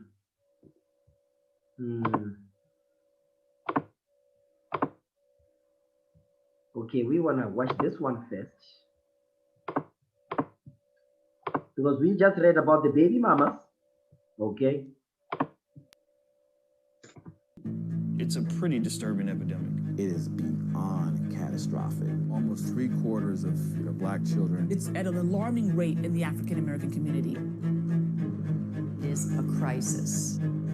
It's devastating. The 72% number. 72%. 72%. 72%. 72%. More than 72% of children in the African American community are born out of wedlock. That means absent fathers. I wish I'd had a father who was around and involved.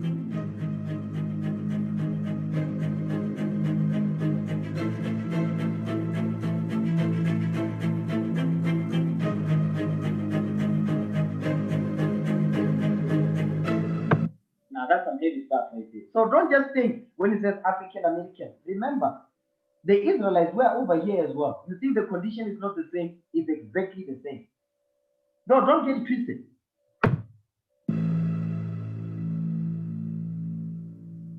In 1965, Daniel Now this is 1955. Listen to the stats. Patrick Moynihan in his report said that 29% of African American children being born into out of wedlock households was a travesty. So if 29% is a travesty in 1965, what is 72% in 2030? So 1965 now is 20. This was for the 2013, 72%. So what do you think the number is now? It's way over 80%. You understand? And remember, the number of females versus men is more. The women, they outnumber us in terms of number, in terms of the numbers. You understand? Sociologists, historians, lawyers, and every other professional under the sun, they're studying to try to find out why exactly is this statistic so high. 72% of children being born to in African American communities to single parents is a frightening number. Not because black women aren't capable, not because it's morally wrong, but because it puts an economic pressure. A lot of the times the black women, they don't want to really tell it like it is. It's because these black women, they don't want no man. They don't want to get married. You see that thing? That's the point. They don't want to get married. On the black community that we can ill afford. I think it's very important that we understand the history and, in many ways, the evolution as to the single-parent home in the African-American community. It goes back to pre-slavery days. In Africa, prior to the slave trade started, what you had is basically tight societies. So don't mind if they are using Hamites as examples there when they say Africa. Okay, so don't mind. Everybody was linked to the land and linked to a spiritual system. Spirituality affected everything you did. Single parenthood as a notion was not really present pre-colonization and pre-slavery. African men, broadly speaking, took care of their children in that in some societies they may have been responsible for rites of passage. So they taught the men how to be a man, and they took them out and they taught them how to hunt, and they were initiation ceremonies. Yeah, definitely. These are Hamites. This is what the Lord is insulting us with. These Ashi people right here. You see them? Look at them. This is not Israel at all. Just look at them.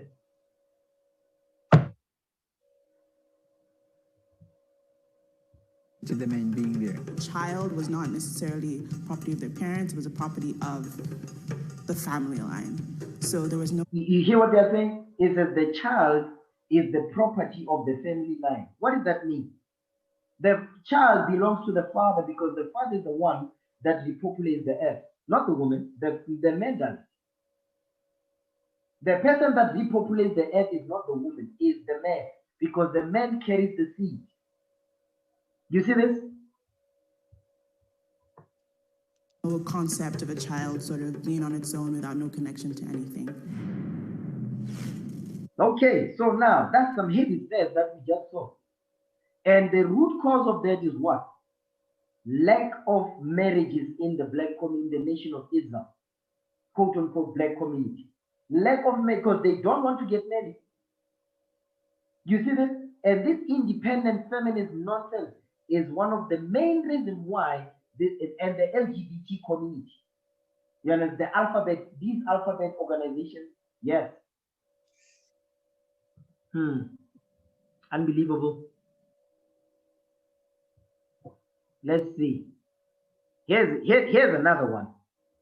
You see, when I saw this one, I was like, my God, man. Just watch this. Now, they are on the Oprah Winfrey network. Yeah. See, Oprah is promoting this feminist nonsense. Yeah. You see that thing? To quote unquote, I'm giving black women a voice. Just listen to the voices of these black women. This woman is going to glorify herself having left her marriage, a stable home with mother and father in the house. She's going to glorify her decision that she made. She says, no, it was good for her son. You can't make this stuff up. Just listen to what she says. As a political commentator, the first thing she's saying, man, you see what she's mentioning? What she does. Because that's more important than family. As a political commentator, because that's her priority. You see, the black women's priorities are completely off. They don't care about the children. That's what we read in Ezekiel 16:45. They don't care. They are ostriches. Listen to what she says. As you know, as a political commentator, single moms get a bad rap.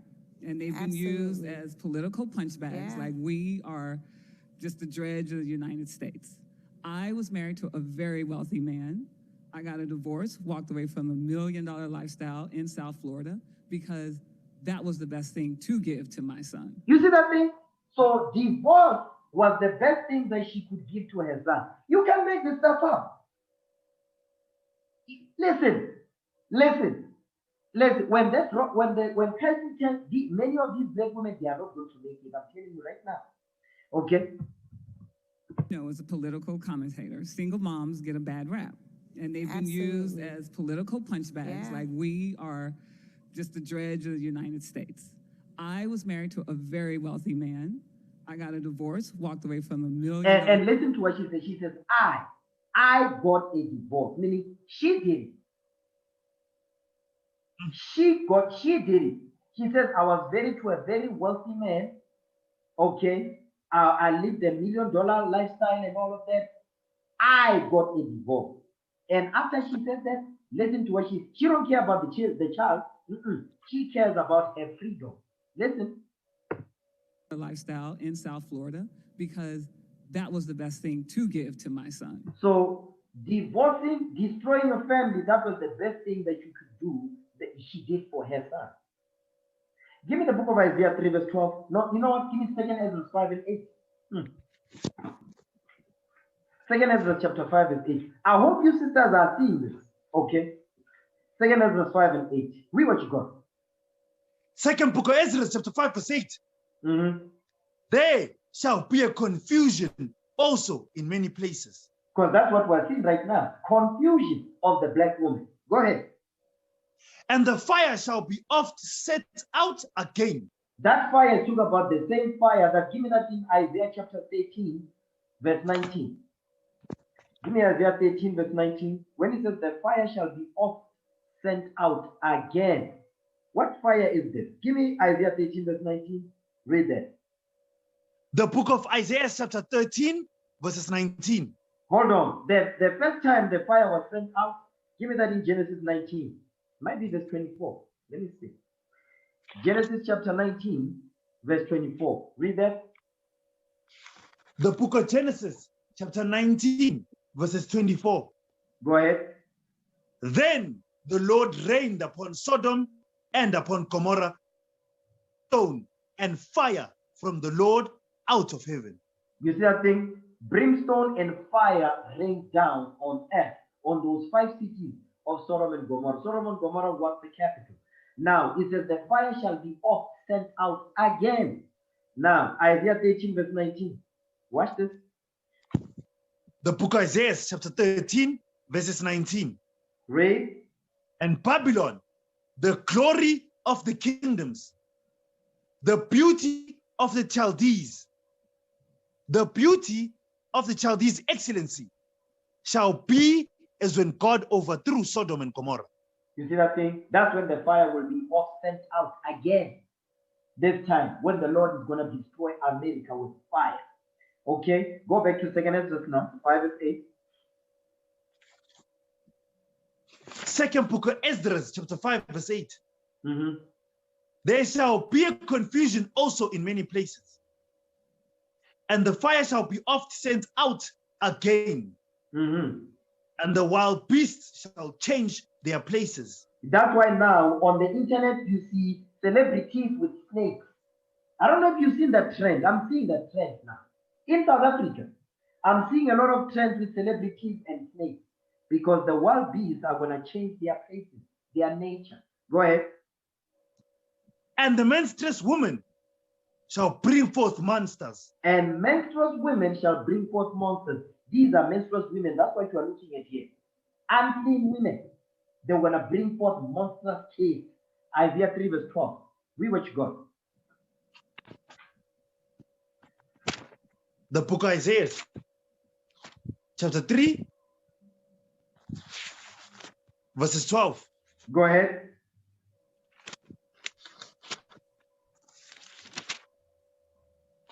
As for my people, children are their oppressors. You see that thing? Monstrous kids. You understand? And menstruous women shall bring forth monsters.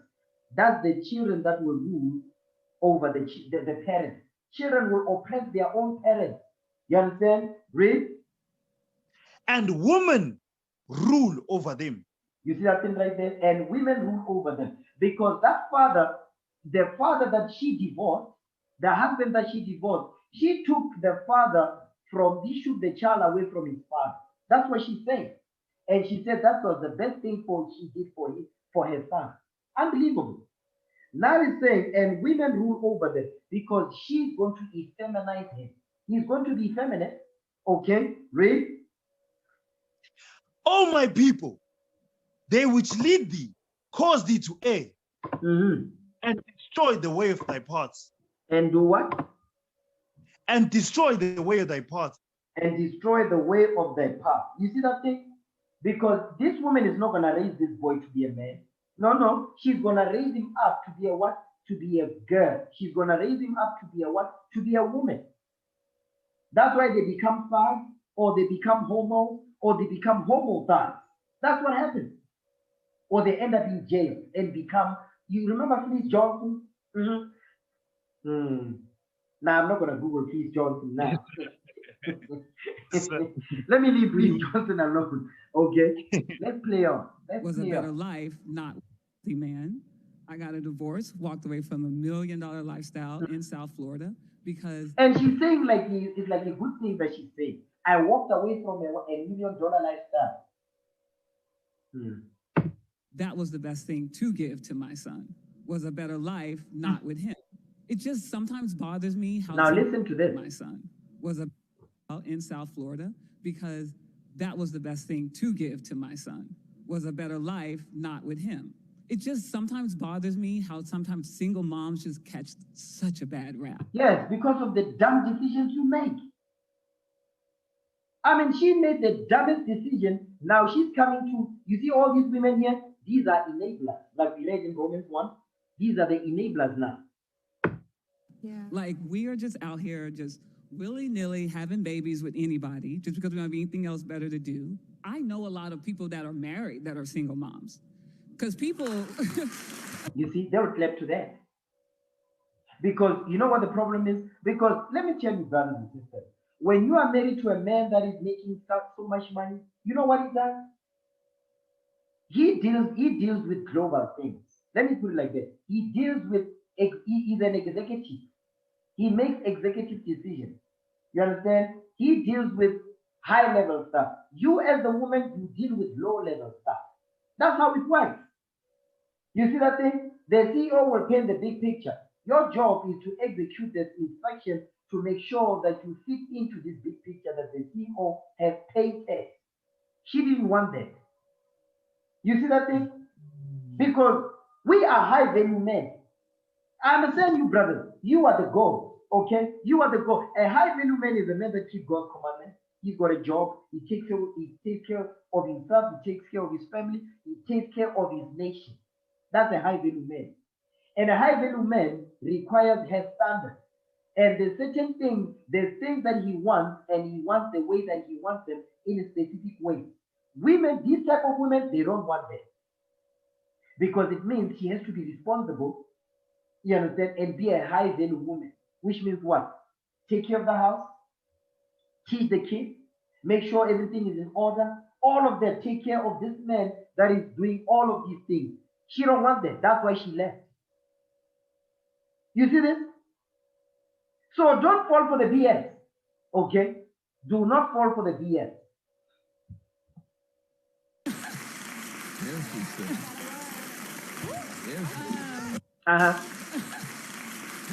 You see that? These are all enablers. Look at their fingers. They are not married. That's why they are clapping.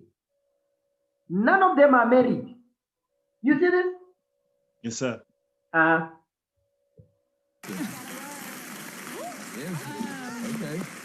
No, I mean, I'm very serious. I have a lot of friends who are married to very wealthy men, and they're married to the lifestyle. Hold on. He says she knows a lot of women that are married. They understand they are married to wealthy men, and they are married to the lifestyle. Wait a minute. Because the lifestyle that this man is giving you is for you to do what? What must you do in return? You must what? You must be in order. You must make sure that you make him look good. You must take care of the children. You see, there's a lot of work involved in this. She don't want that. So she rather destroy that boy's life because she doesn't want to be a submissive wife. That's the problem. And they think that the baby is going to save the marriage. Babies don't save marriages. They just prolong bad marriages. Everyone in this room wanted to grow up and be a mother. Some of you did. No one wants to grow up and be a single mom. Hold on. Wait. Hold on. Is anybody getting this? In the beginning of the conversation, what did she say in the beginning? She said, I was married to a very wealthy man. I was living $1 million lifestyle and all of that.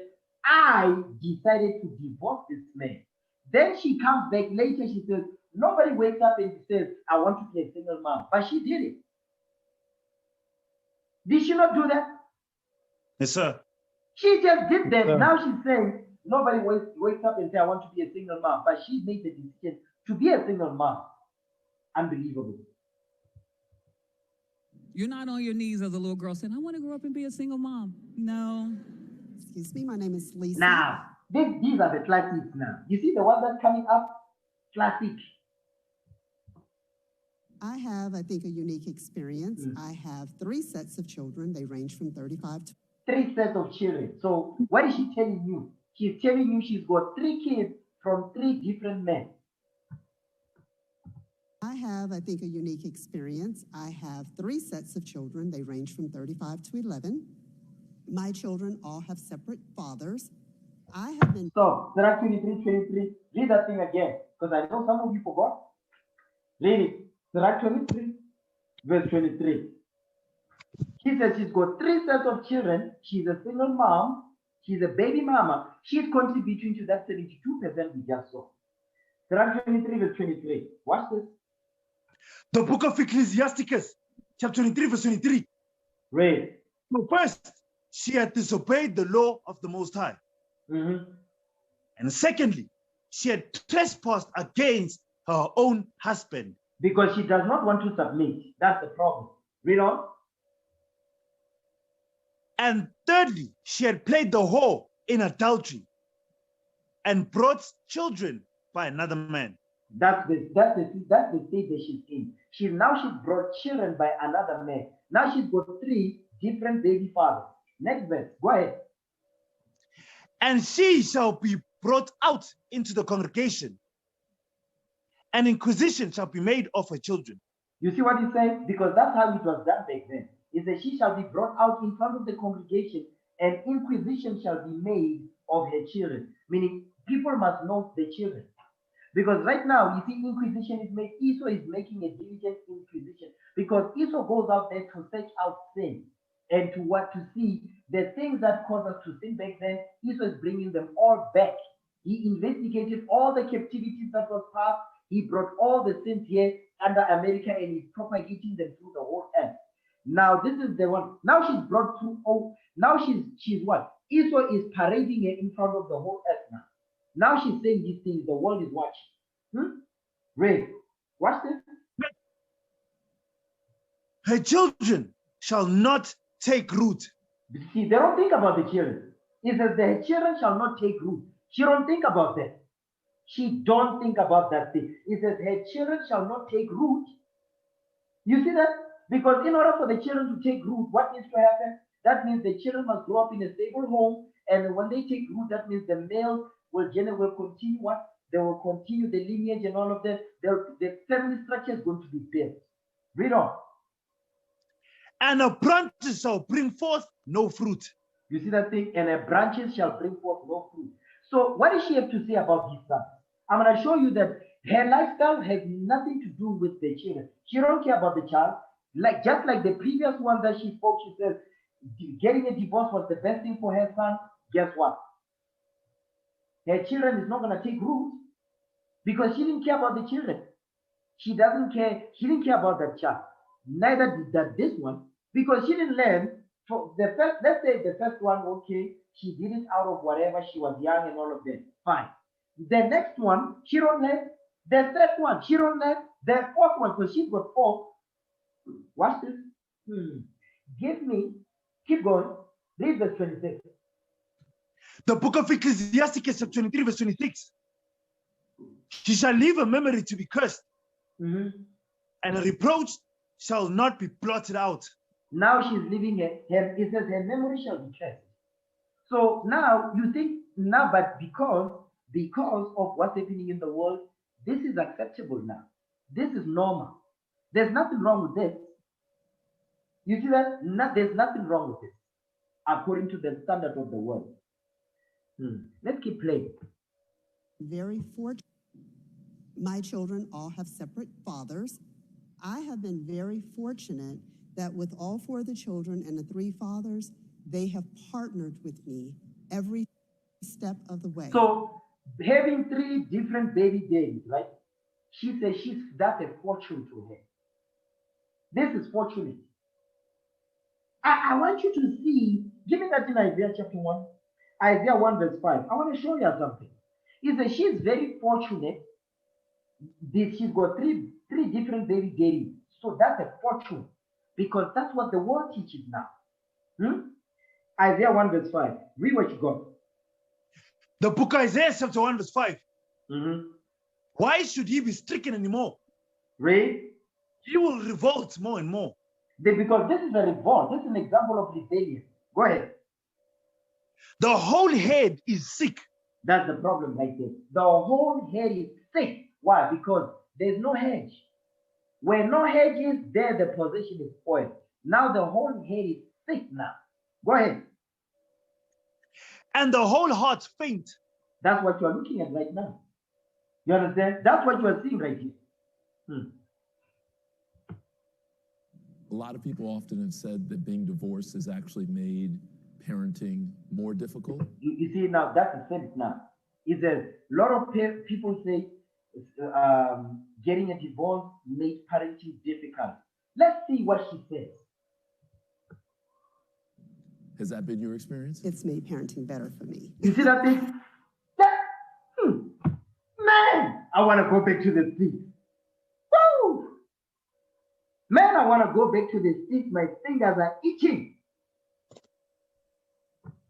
Did you hear what she said? I know some of you missed it. Let's play it again. More difficult? Has that been your experience? It's made parenting better for me. It says it has made parenting better for her. So this is all about her. You see that? It's got nothing to do with the children. No, it's all about her. It says it made parenting better for me. And she's laughing about it because she wants the group heart, the enabler. Okay? Wait. Say that again so that people hear. It's made it better for me. I mean, being divorced. Because I still get to explore things that are important to me. You see that thing? So this whole thing has nothing to do with the family structure. These women, they don't care about the family. They don't care about the nation. They only care about me. They only care about themselves. That's the point. He says the divorce has given a chance to what? To do things that are important for her. Meaning what? Give me Sirach 7:26. She didn't care about that. Sirach 7:26. Because this is the mindset that these women are supposed to have. That's why the world loves them, because they do the things that the world says they must do. Sirach 7:26. That's not what the Most High God says. Really. The book of Ecclesiastes, chapter 7, verse 26. Hast thou a wife after thy mind? You see that thing? Hast thou a wife after thy mind? Meaning your wife's mind must be after your mind, not the other way around. Your wife's mind must be after your mind.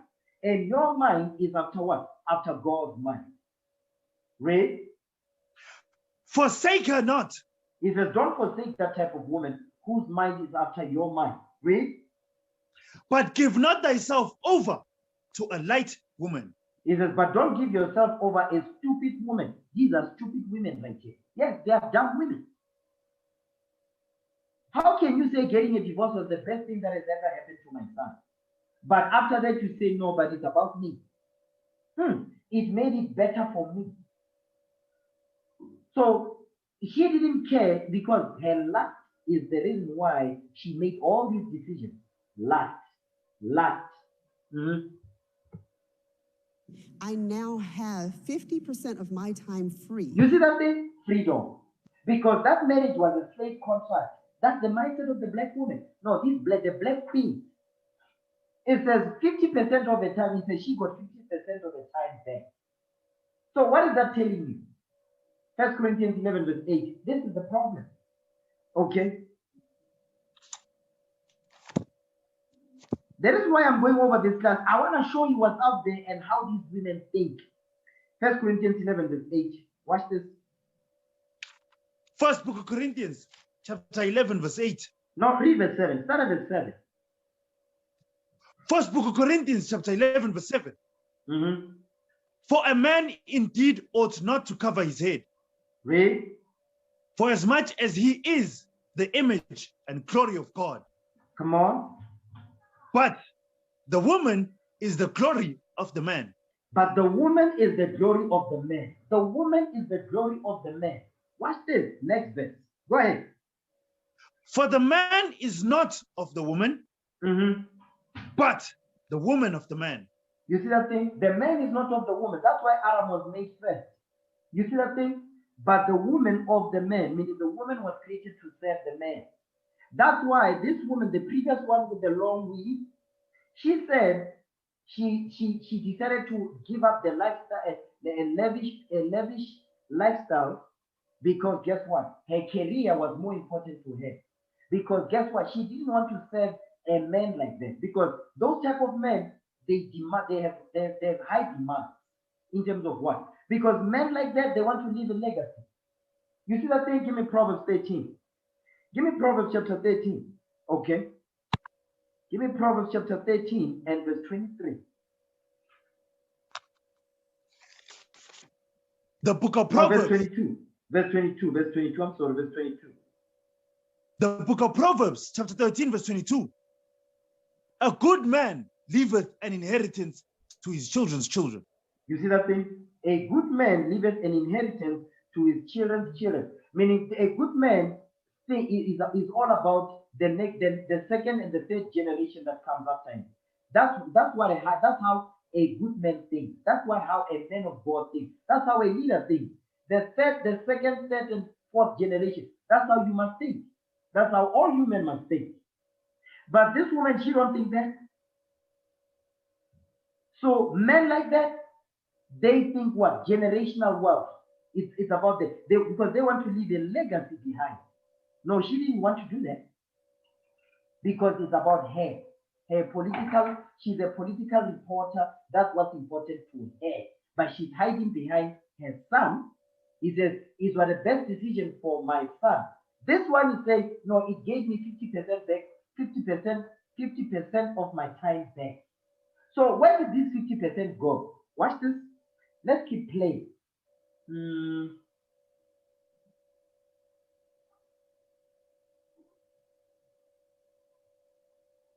Let's keep playing. To focus on things that are important to me. If I was a full-time mom. Hold on. You see that? If I was a full-time mom, because before that she was one. Because a full-time mother, you know what she does? Give me Titus. Give me Titus 2. You see these women? No, they listen. They be saying, no, I don't want a good man. No, but when they find a good man who's got standards and how things need to be done, they run away from that type of man because they want to be free. Because that's what she's talking about. She wants to be free. Just like the previous one, she wants to be free. Like that, the one on the real, that black ashy demon, she wants to be free too because she doesn't want to be controlled. Because that's how they look at it. They think they are now a slave. Give me Titus 2 and verse 3. Watch this. The book of Titus, chapter 2, verse 3. The aged woman likewise, that they be in behavior as becometh holiness. Go ahead. Not false accusers. Not gossipers, read. Not given to much wine. Not given too much wine. They must not be drunks like we are seeing today. Read. Teachers of good things. They must be teachers of good things. She doesn't want to be a full-time mother because being a mother is a full-time job. Don't you get it? Read. That they may teach the young woman to be sober. So their job is to teach the young women to be sober. They teach by their example, like we read in Jude 8, verse 24. Read. To love their husbands. Stop right there. How is she going to teach these young women to love their husbands if they left their husband and they are proud of it at the expense of the children? You see that part right there? To love their husband. How are they going to be able to do that? How is she going to do that? Read. To love their children. To love their children. Because these black women, they don't love their children. That's why she says, being a single parent, it makes things better for me. It's got nothing to do with the kids. You see that? But it's got everything to do with the freedom that they want. Because they don't want to be a mother. You see that thing? They don't want to be a wife. Go ahead. To love their children. Come on. To be discreet. To be discreet. They must have discretion. Go ahead. Chaste. They must be disciplined. Go ahead. Keepers at home. Keepers at home. They don't want to be keepers at home. They don't want to take care of the house. Read on. It doesn't, listen, let's say they have a job. It doesn't mean that when you come home, you're going to be saying your husband is home early. Your husband's supposed to cook because he came earlier than you. You lost your damn mind. I'm telling you straight. When you come home, you're supposed to do what you're supposed to according to the system. Just because you have a job doesn't mean you don't take care of the house. It doesn't mean you don't cook. It doesn't mean you don't deal with the children. It don't mean that. Okay? But these women, that's how they think. If the husband comes home before they do, because you see they show it in the movies. If the husband comes home before they do, you know what they say? But you should have cooked. I'm tired. You understand? I was at work. I'm tired. I can't cook. That's what they think. That's what they say. That's what they do. Go ahead. Come on. Good. Obedient to their own husbands. Because they didn't want to do. That's why that one, she left $1 million lifestyle because she did not want to be obedient to her husband. She did not want to love her children. Go ahead. That the word of God be not blasphemed. So all of these women, they be saying, no, I'm a Christian woman. They don't love the Lord. They blaspheming the word of the Most High. Let's keep playing.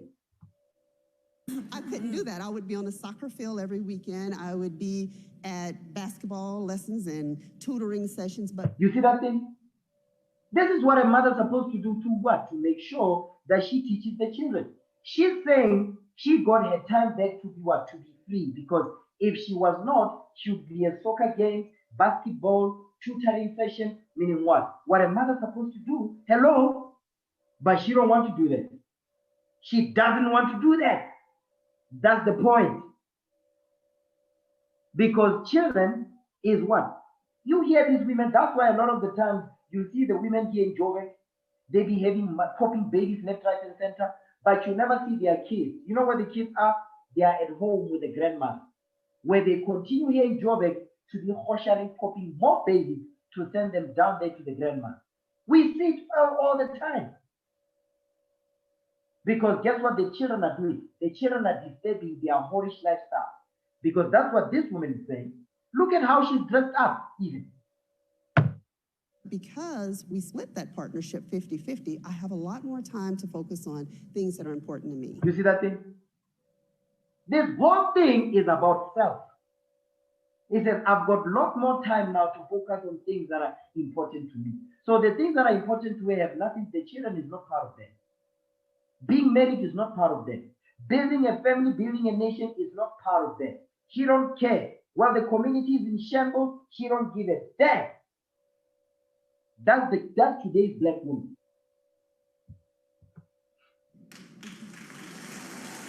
You see that? Enablers. You will always have enablers when you do evil, but when you do good, you will have very few you will have very few followers. Because people love evil more than good. That's our people right there. You see this? That's our people. That's it on there. Okay. Enablers. I'm showing you the mind state of the black queens. You understand? Watch this. Some of you might get married to this because you are in a rush. You understand? You are burning. Watch this. Give me Sirach 7. No. Ecclesiastes. Excuse me. Ecclesiastes chapter 7 verse 26. Watch this. Right after Proverbs. Sirach 7 verse 2. Ecclesiastes. I'm sorry. Ecclesiastes chapter 7 verse 26. Why do I keep saying Ecclesiastes? Read that. Ecclesiastes chapter 7 verse 26. The book of Ecclesiastes chapter 7 verse 26. Read. I find no more bitter than death the woman. No, read that right. Come on. The book of Ecclesiastes chapter 7 verse 26. Go ahead. I find more bitter than death the woman. Meaning this woman is bitter than death. Meaning what? She's worse than death. Go ahead. Whose heart is snares and nets. This type of woman, it says her heart is snares and net. Meaning she's going to trap you up. Go ahead. And her hands is bands. Her hands is bands. She will destroy you. Go ahead. Whoso pleaseth God shall escape from her. He says, whoso pleaseth God will escape from this type of woman right here. Because these are the type of women we've been watching on these videos. Go ahead.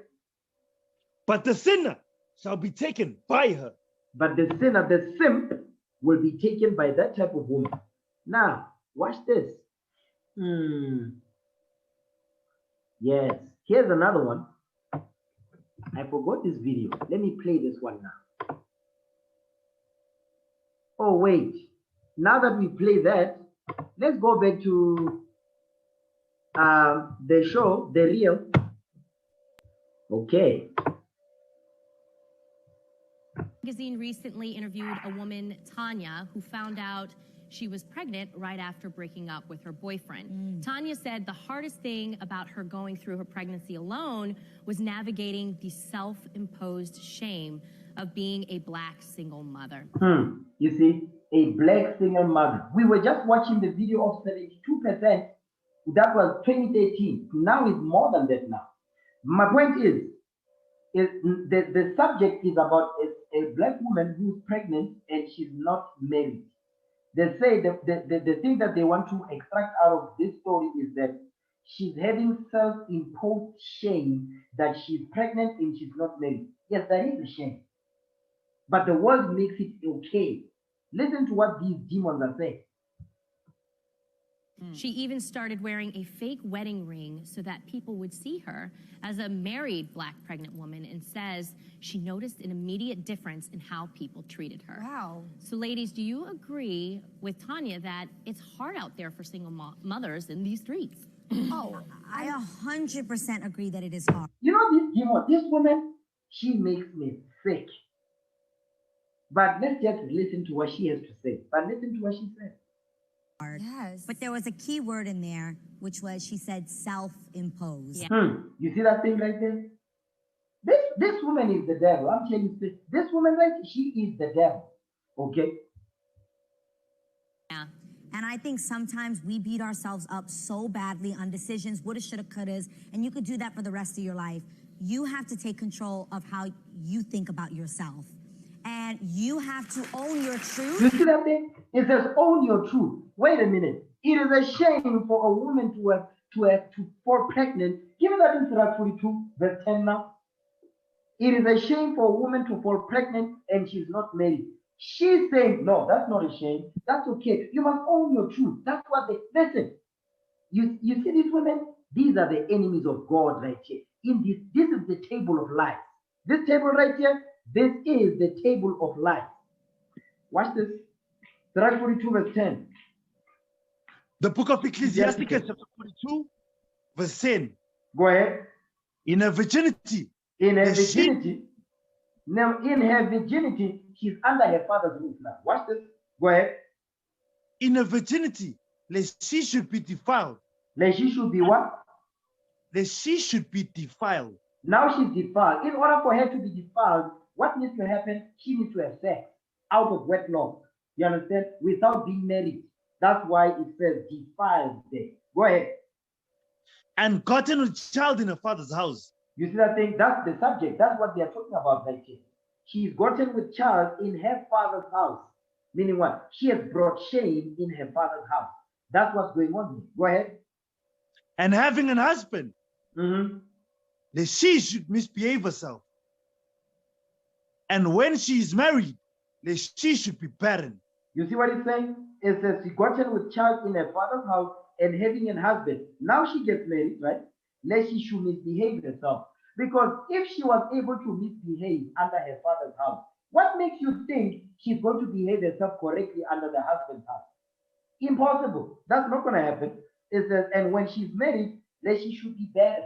Because what was she doing? She was being defiled under her father's house, playing the whore under her father's house, having sex, falling pregnant.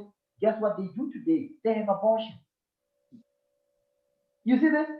Now this ashy demon says she must own her truth. What truth is that? No, this is a shame. Okay? This is a shame. Well, I'll give an example. Give me Matthew chapter 1. Matthew chapter 1. Watch this. Matthew chapter 1. Because when that happened, this is how Israel dealt with it. Matthew chapter 1, verse 20. The book of Matthew chapter 1, verse 20. Hold on. But while you know what? Wait. Read verse 18. Start verse 18. The book of Matthew chapter 1, verse 18. Now the birth of Jesus Christ was on this wise. Go ahead. When as his mother Mary was espoused to Joseph, before they came together, she was found with child of the Holy Ghost. Meaning before they had the marriage ceremony, before they went into the marriage chamber, you understand, she was already pregnant because Joseph had slept with Mary at this point. Watch the next verse. Go ahead. Then Joseph, her husband. Her husband, because she was a spouse to him. You see that thing? But keep going. Watch this. Being a just man. He was a just man, lawful and right. Read. And not willing to make her a public example. You see that thing? Was Joseph, minded. Oh, wait. It says Joseph and not willing to make her a public example. What does that mean? Joseph was not willing to make Mary a public example. Go ahead. Was minded to her to put her away privily. Meaning Joseph wanted to get rid of this woman. Joseph wanted to, this is what he thought in his mind. He didn't do this, but this is the thing that he was thinking about. He's saying, not willing to make her a public example. What does that mean, make her a public example? Remember, here you are in the house of David, you understand? You are promised to this woman, and before the proper processes can be followed, according to how marriage is conducted in Israel, she was already pregnant. That's a shame. You see that thing? That's why he says he was not willing to make a public example. He was minded to put away previously, to get rid of it. Let's deal with that public example. Give me Deuteronomy 22. What it means to say not willing to make a public example. Deuteronomy chapter 22 and verse. Read verse 13. We're going to read down. The book of Deuteronomy, chapter 22, verses 13. Go ahead. If a man take a wife and go in unto her and hate her. And hate her. You know, you sleep with a woman, you go in unto her and you hate her. You start to say evil things against this woman. Go ahead. And give occasions of speech against her. Verbal abuse, read. And bring up an evil name upon her and say, I took this woman, and when I came to her, I found her not a maid. Meaning when she was not a virgin, when we went into the marriage chamber, she was not a virgin. That's the thing. That's the subject here. Go ahead. Then shall the father of the damsel and her mother take and bring forth the shackles of the damsel's virginity unto the elders of the city. No, not the shackles, the token. Come on, read it right. Read verse 15 again. The book of Deuteronomy, chapter 22, verse 15. But shall the father of the damsel and her mother. Wait. What are you reading? Then shall the father of the damsel, okay, read this correct. Don't be rushing. You are reading like you are running something. Read verse 15 again. The book of Deuteronomy, chapter 22, verse 15. Read. Then shall the father of the damsel and her mother take and bring forth the token of the damsel's virginity unto the elders of the city in the gate. Meaning the sheet, because her hymen would be broken when they go into the marriage chamber. You understand? Read on. And the damsel's father shall say unto the elders, I gave my daughter unto this man to wife, and he hated her. Read. And lo, he hath given occasions of speech against her, saying, I found not thy daughter a maid. Meaning she was not a virgin. Read. And yet these are the tokens of my daughter's virginity. And they shall spread the cloth before the elders of the city. So the parents will bring the cloth, because the hymen would be broken and the blood stain would be on the sheet as evidence that yes, she was a maid. Go ahead. And the elders of that city shall take that man and chastise him. Meaning they gave him the beat down. Okay, go ahead. And they shall immerse him in 100 shekels of silver. Read. And give them unto the father of the damsel. Read. Because he hath brought up an evil name upon a virgin of Israel. Read. And she shall be his wife. He may not put her away all his days. Because what's going on here is called the shotgun wedding. You was forced. Listen, you're going to take this woman because you found another name, and you want to bring an ill name upon the virgin of Israel. guess what? He was chastised, and they made sure that he married this woman. You understand? But now, let's say the tokens of virginity was not found in the case of what we read in Matthew chapter 1 now. Okay, keep going. Read verse 20 now. Watch this. But if this thing be true, and the tokens of virginity be not found for the damsel. If the tokens of virginities were not found for the damsel, meaning what? I went unto this woman and I found her not a maid. The tokens of virginities are not found. Meaning what? Because she had sex before. Go ahead. Then they shall bring out the damsel to the door of her father's house, and the men of her city shall stone her with stones that she die. Read. Because she hath wrought folly in Israel, to play the whore in her father's house. So shalt thou put evil away from among you.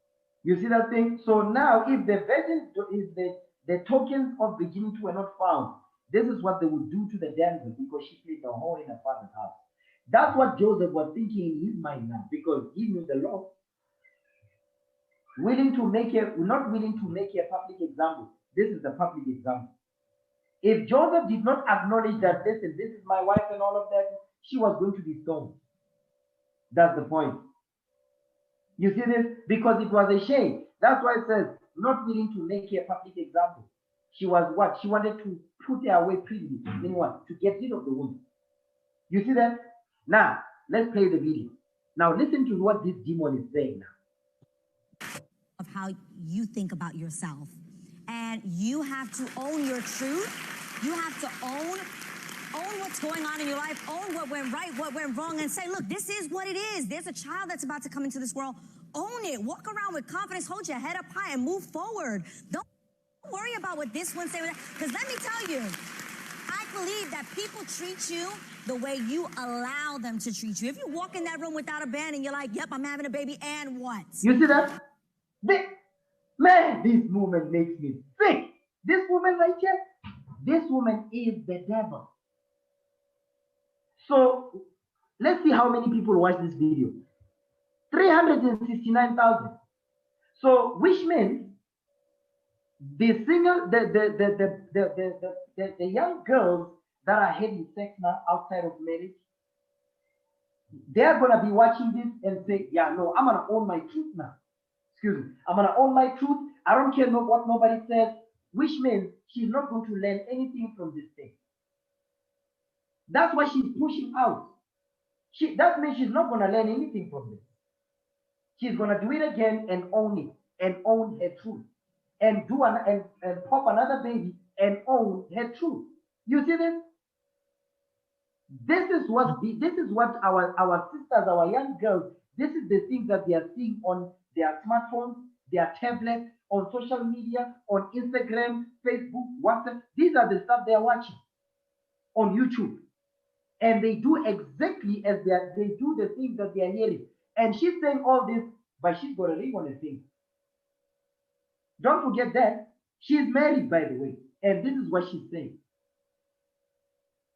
So she's what? She's giving our young girls license to continue to do what? To commit adultery and fornication and what? And be single parents. You understand? Teenage pregnancy. She's pushing these messages out. These are the people that our daughters are listening to. You understand? That's why the prophets are back to shut down all this wickedness that we're seeing out here. You understand? That's why we're not going to rest until this place burns to the ground. Understand that? This word is going to go out until America burns to the ground when the Lord returns and destroys this place. Yeah? That says the Lord as it is written in the Bible.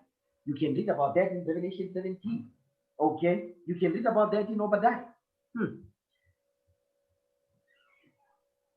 Own your truth. The hell is this? Okay, one more video. I'm going to share one more video now. This is the final one. This is the last video that I'm going to share. This one right here. This one right here. Some women are just evil. Okay? Give me Ecclesiastes 7 verse 26 again. Before I play this video, Ecclesiastes 7:26. Let's read it. Come on.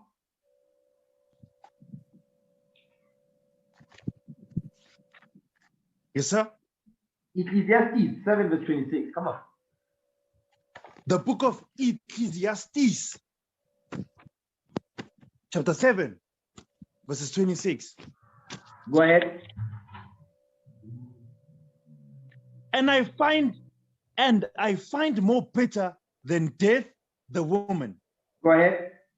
Whose heart is snares and net, and her hands as bands. That's the woman we're about to watch. The woman we're about to see right now, she fits the scripture perfectly like a glove. Go ahead. Whoso pleaseth God shall escape from her. Whoso pleases the Lord will escape from this woman. Read.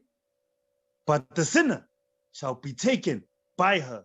Now watch. This woman framed her husband of raping her 3 daughters. You see, she framed her husband for raping his 3 daughters. You understand? 20 plus years in prison because of this woman right here. Listen now. You know what? Before we get there, give me Sirach chapter 25. Ecclesiasticus. How can I forget that? Ecclesiasticus chapter 25. Okay. Ecclesiasticus chapter 25 and verse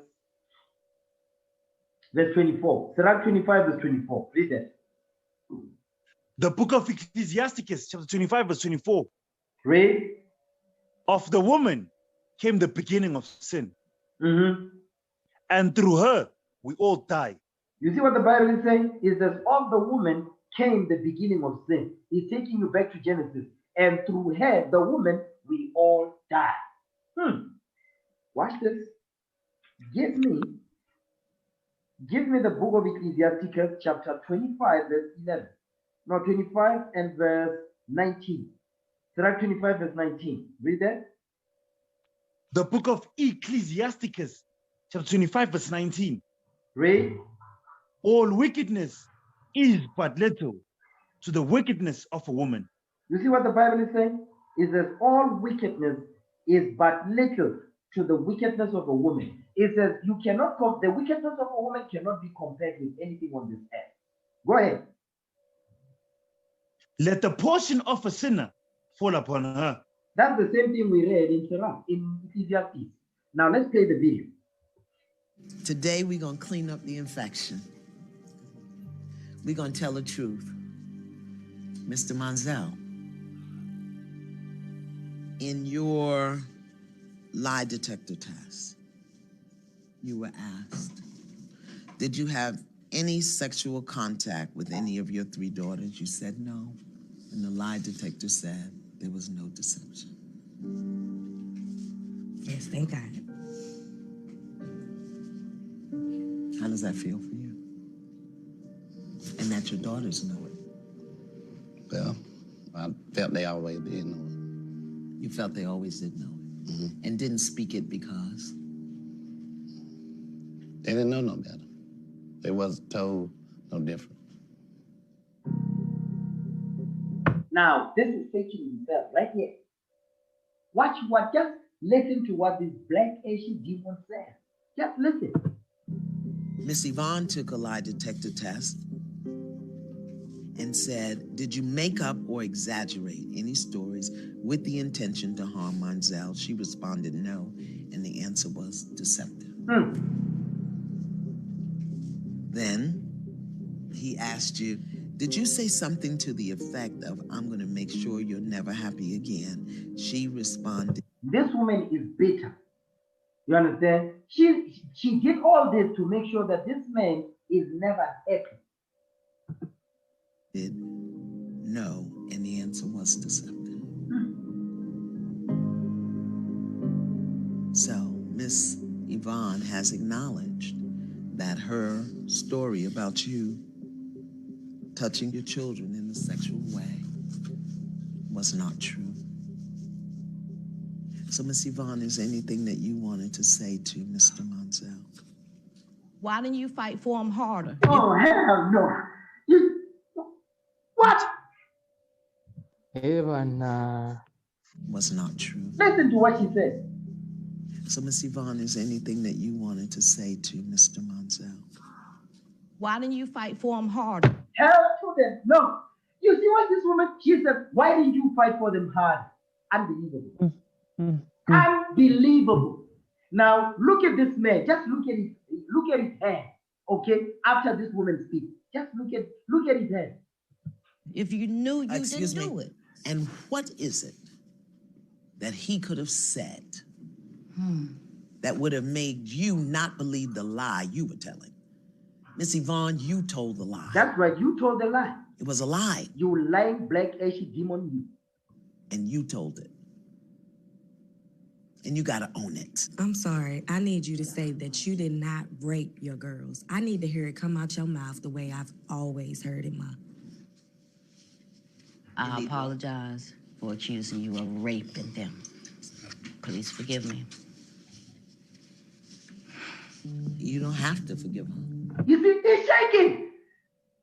Because, just listen, he just wants to put hands on it. You see that? She is shaking. He's mad as hell. Okay? Because this woman, she does not mean the apology she said, she don't mean nothing she's saying.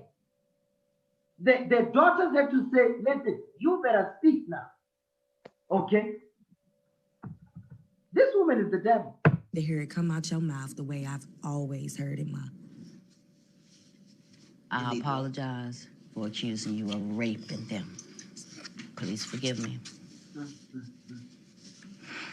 You don't have to forgive her. Man. You don't have to. I cannot accept your apology because it's not sincere. Deep down, I know that you didn't believe. Look at this woman's countenance. Look at the woman's countenance. This woman is the devil. This woman is evil. This woman is the devil. This woman.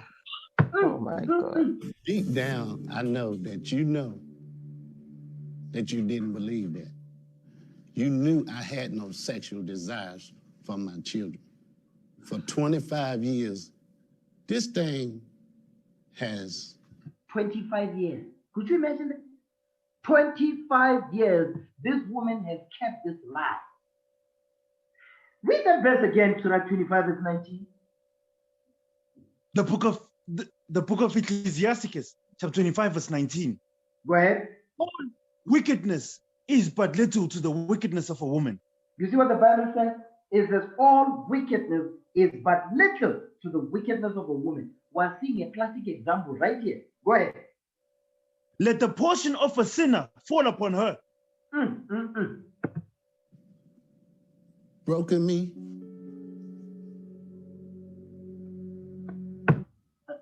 I want you to look at the countenance of this woman when this man speaks. Just look at her.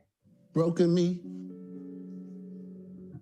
You see that? This is not a woman she's not sorry for nothing. In fact, she's forced to apologize to this man. Because the first thing she says, why didn't you fight harder? For 25 years in prison, how do I do that?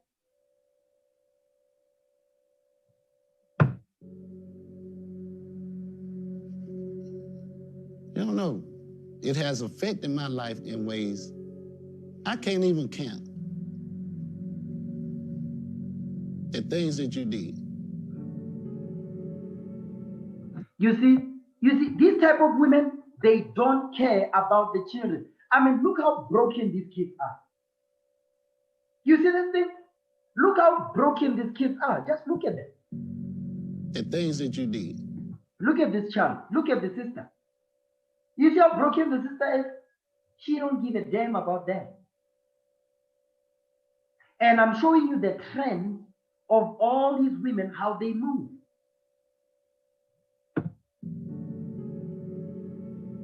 This is not no game.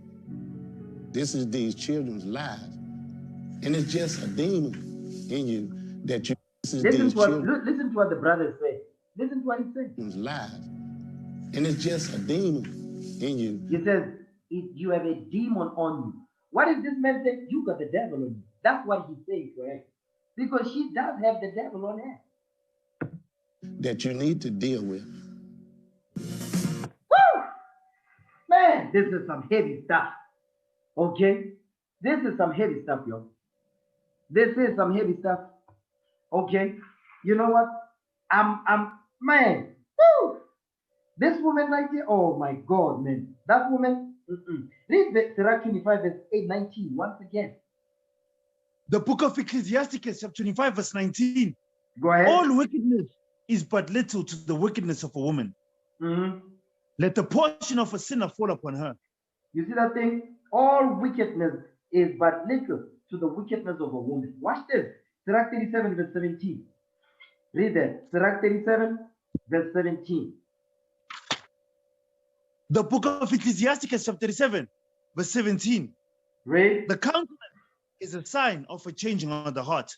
You see, it says the countenance is a sign of the changing of the heart. Because this woman, she was forced to apologize to this man. Because according to her, she don't see nothing wrong that she done. Watch this. Sirach 25, verse 17. You know what? Start at verse 16. You know what? Start at verse 13. I want to show you how deep this goes. Sirach 25, verse 13. Read that. The book of Ecclesiasticus, chapter 25, verse 13. Give me any plague, but the plague of the heart, and any wickedness, but the wickedness of a woman. Now that's a heavy statement right there. It says, give me any plague, meaning whatever disease, Father, you can give me. Listen, if you want to judge me, you can give me whatever plague you can come up with. But guess what? It says, don't give me the wicked, but don't give me the wickedness of a woman. That's a heavy statement to make. You understand? That's some heavy stuff. Read verse 16. The book of Ecclesiasticus, chapter 25, verse 16. I had rather dwell with the lion and a dragon than to dwell with the wicked woman. Than to do what?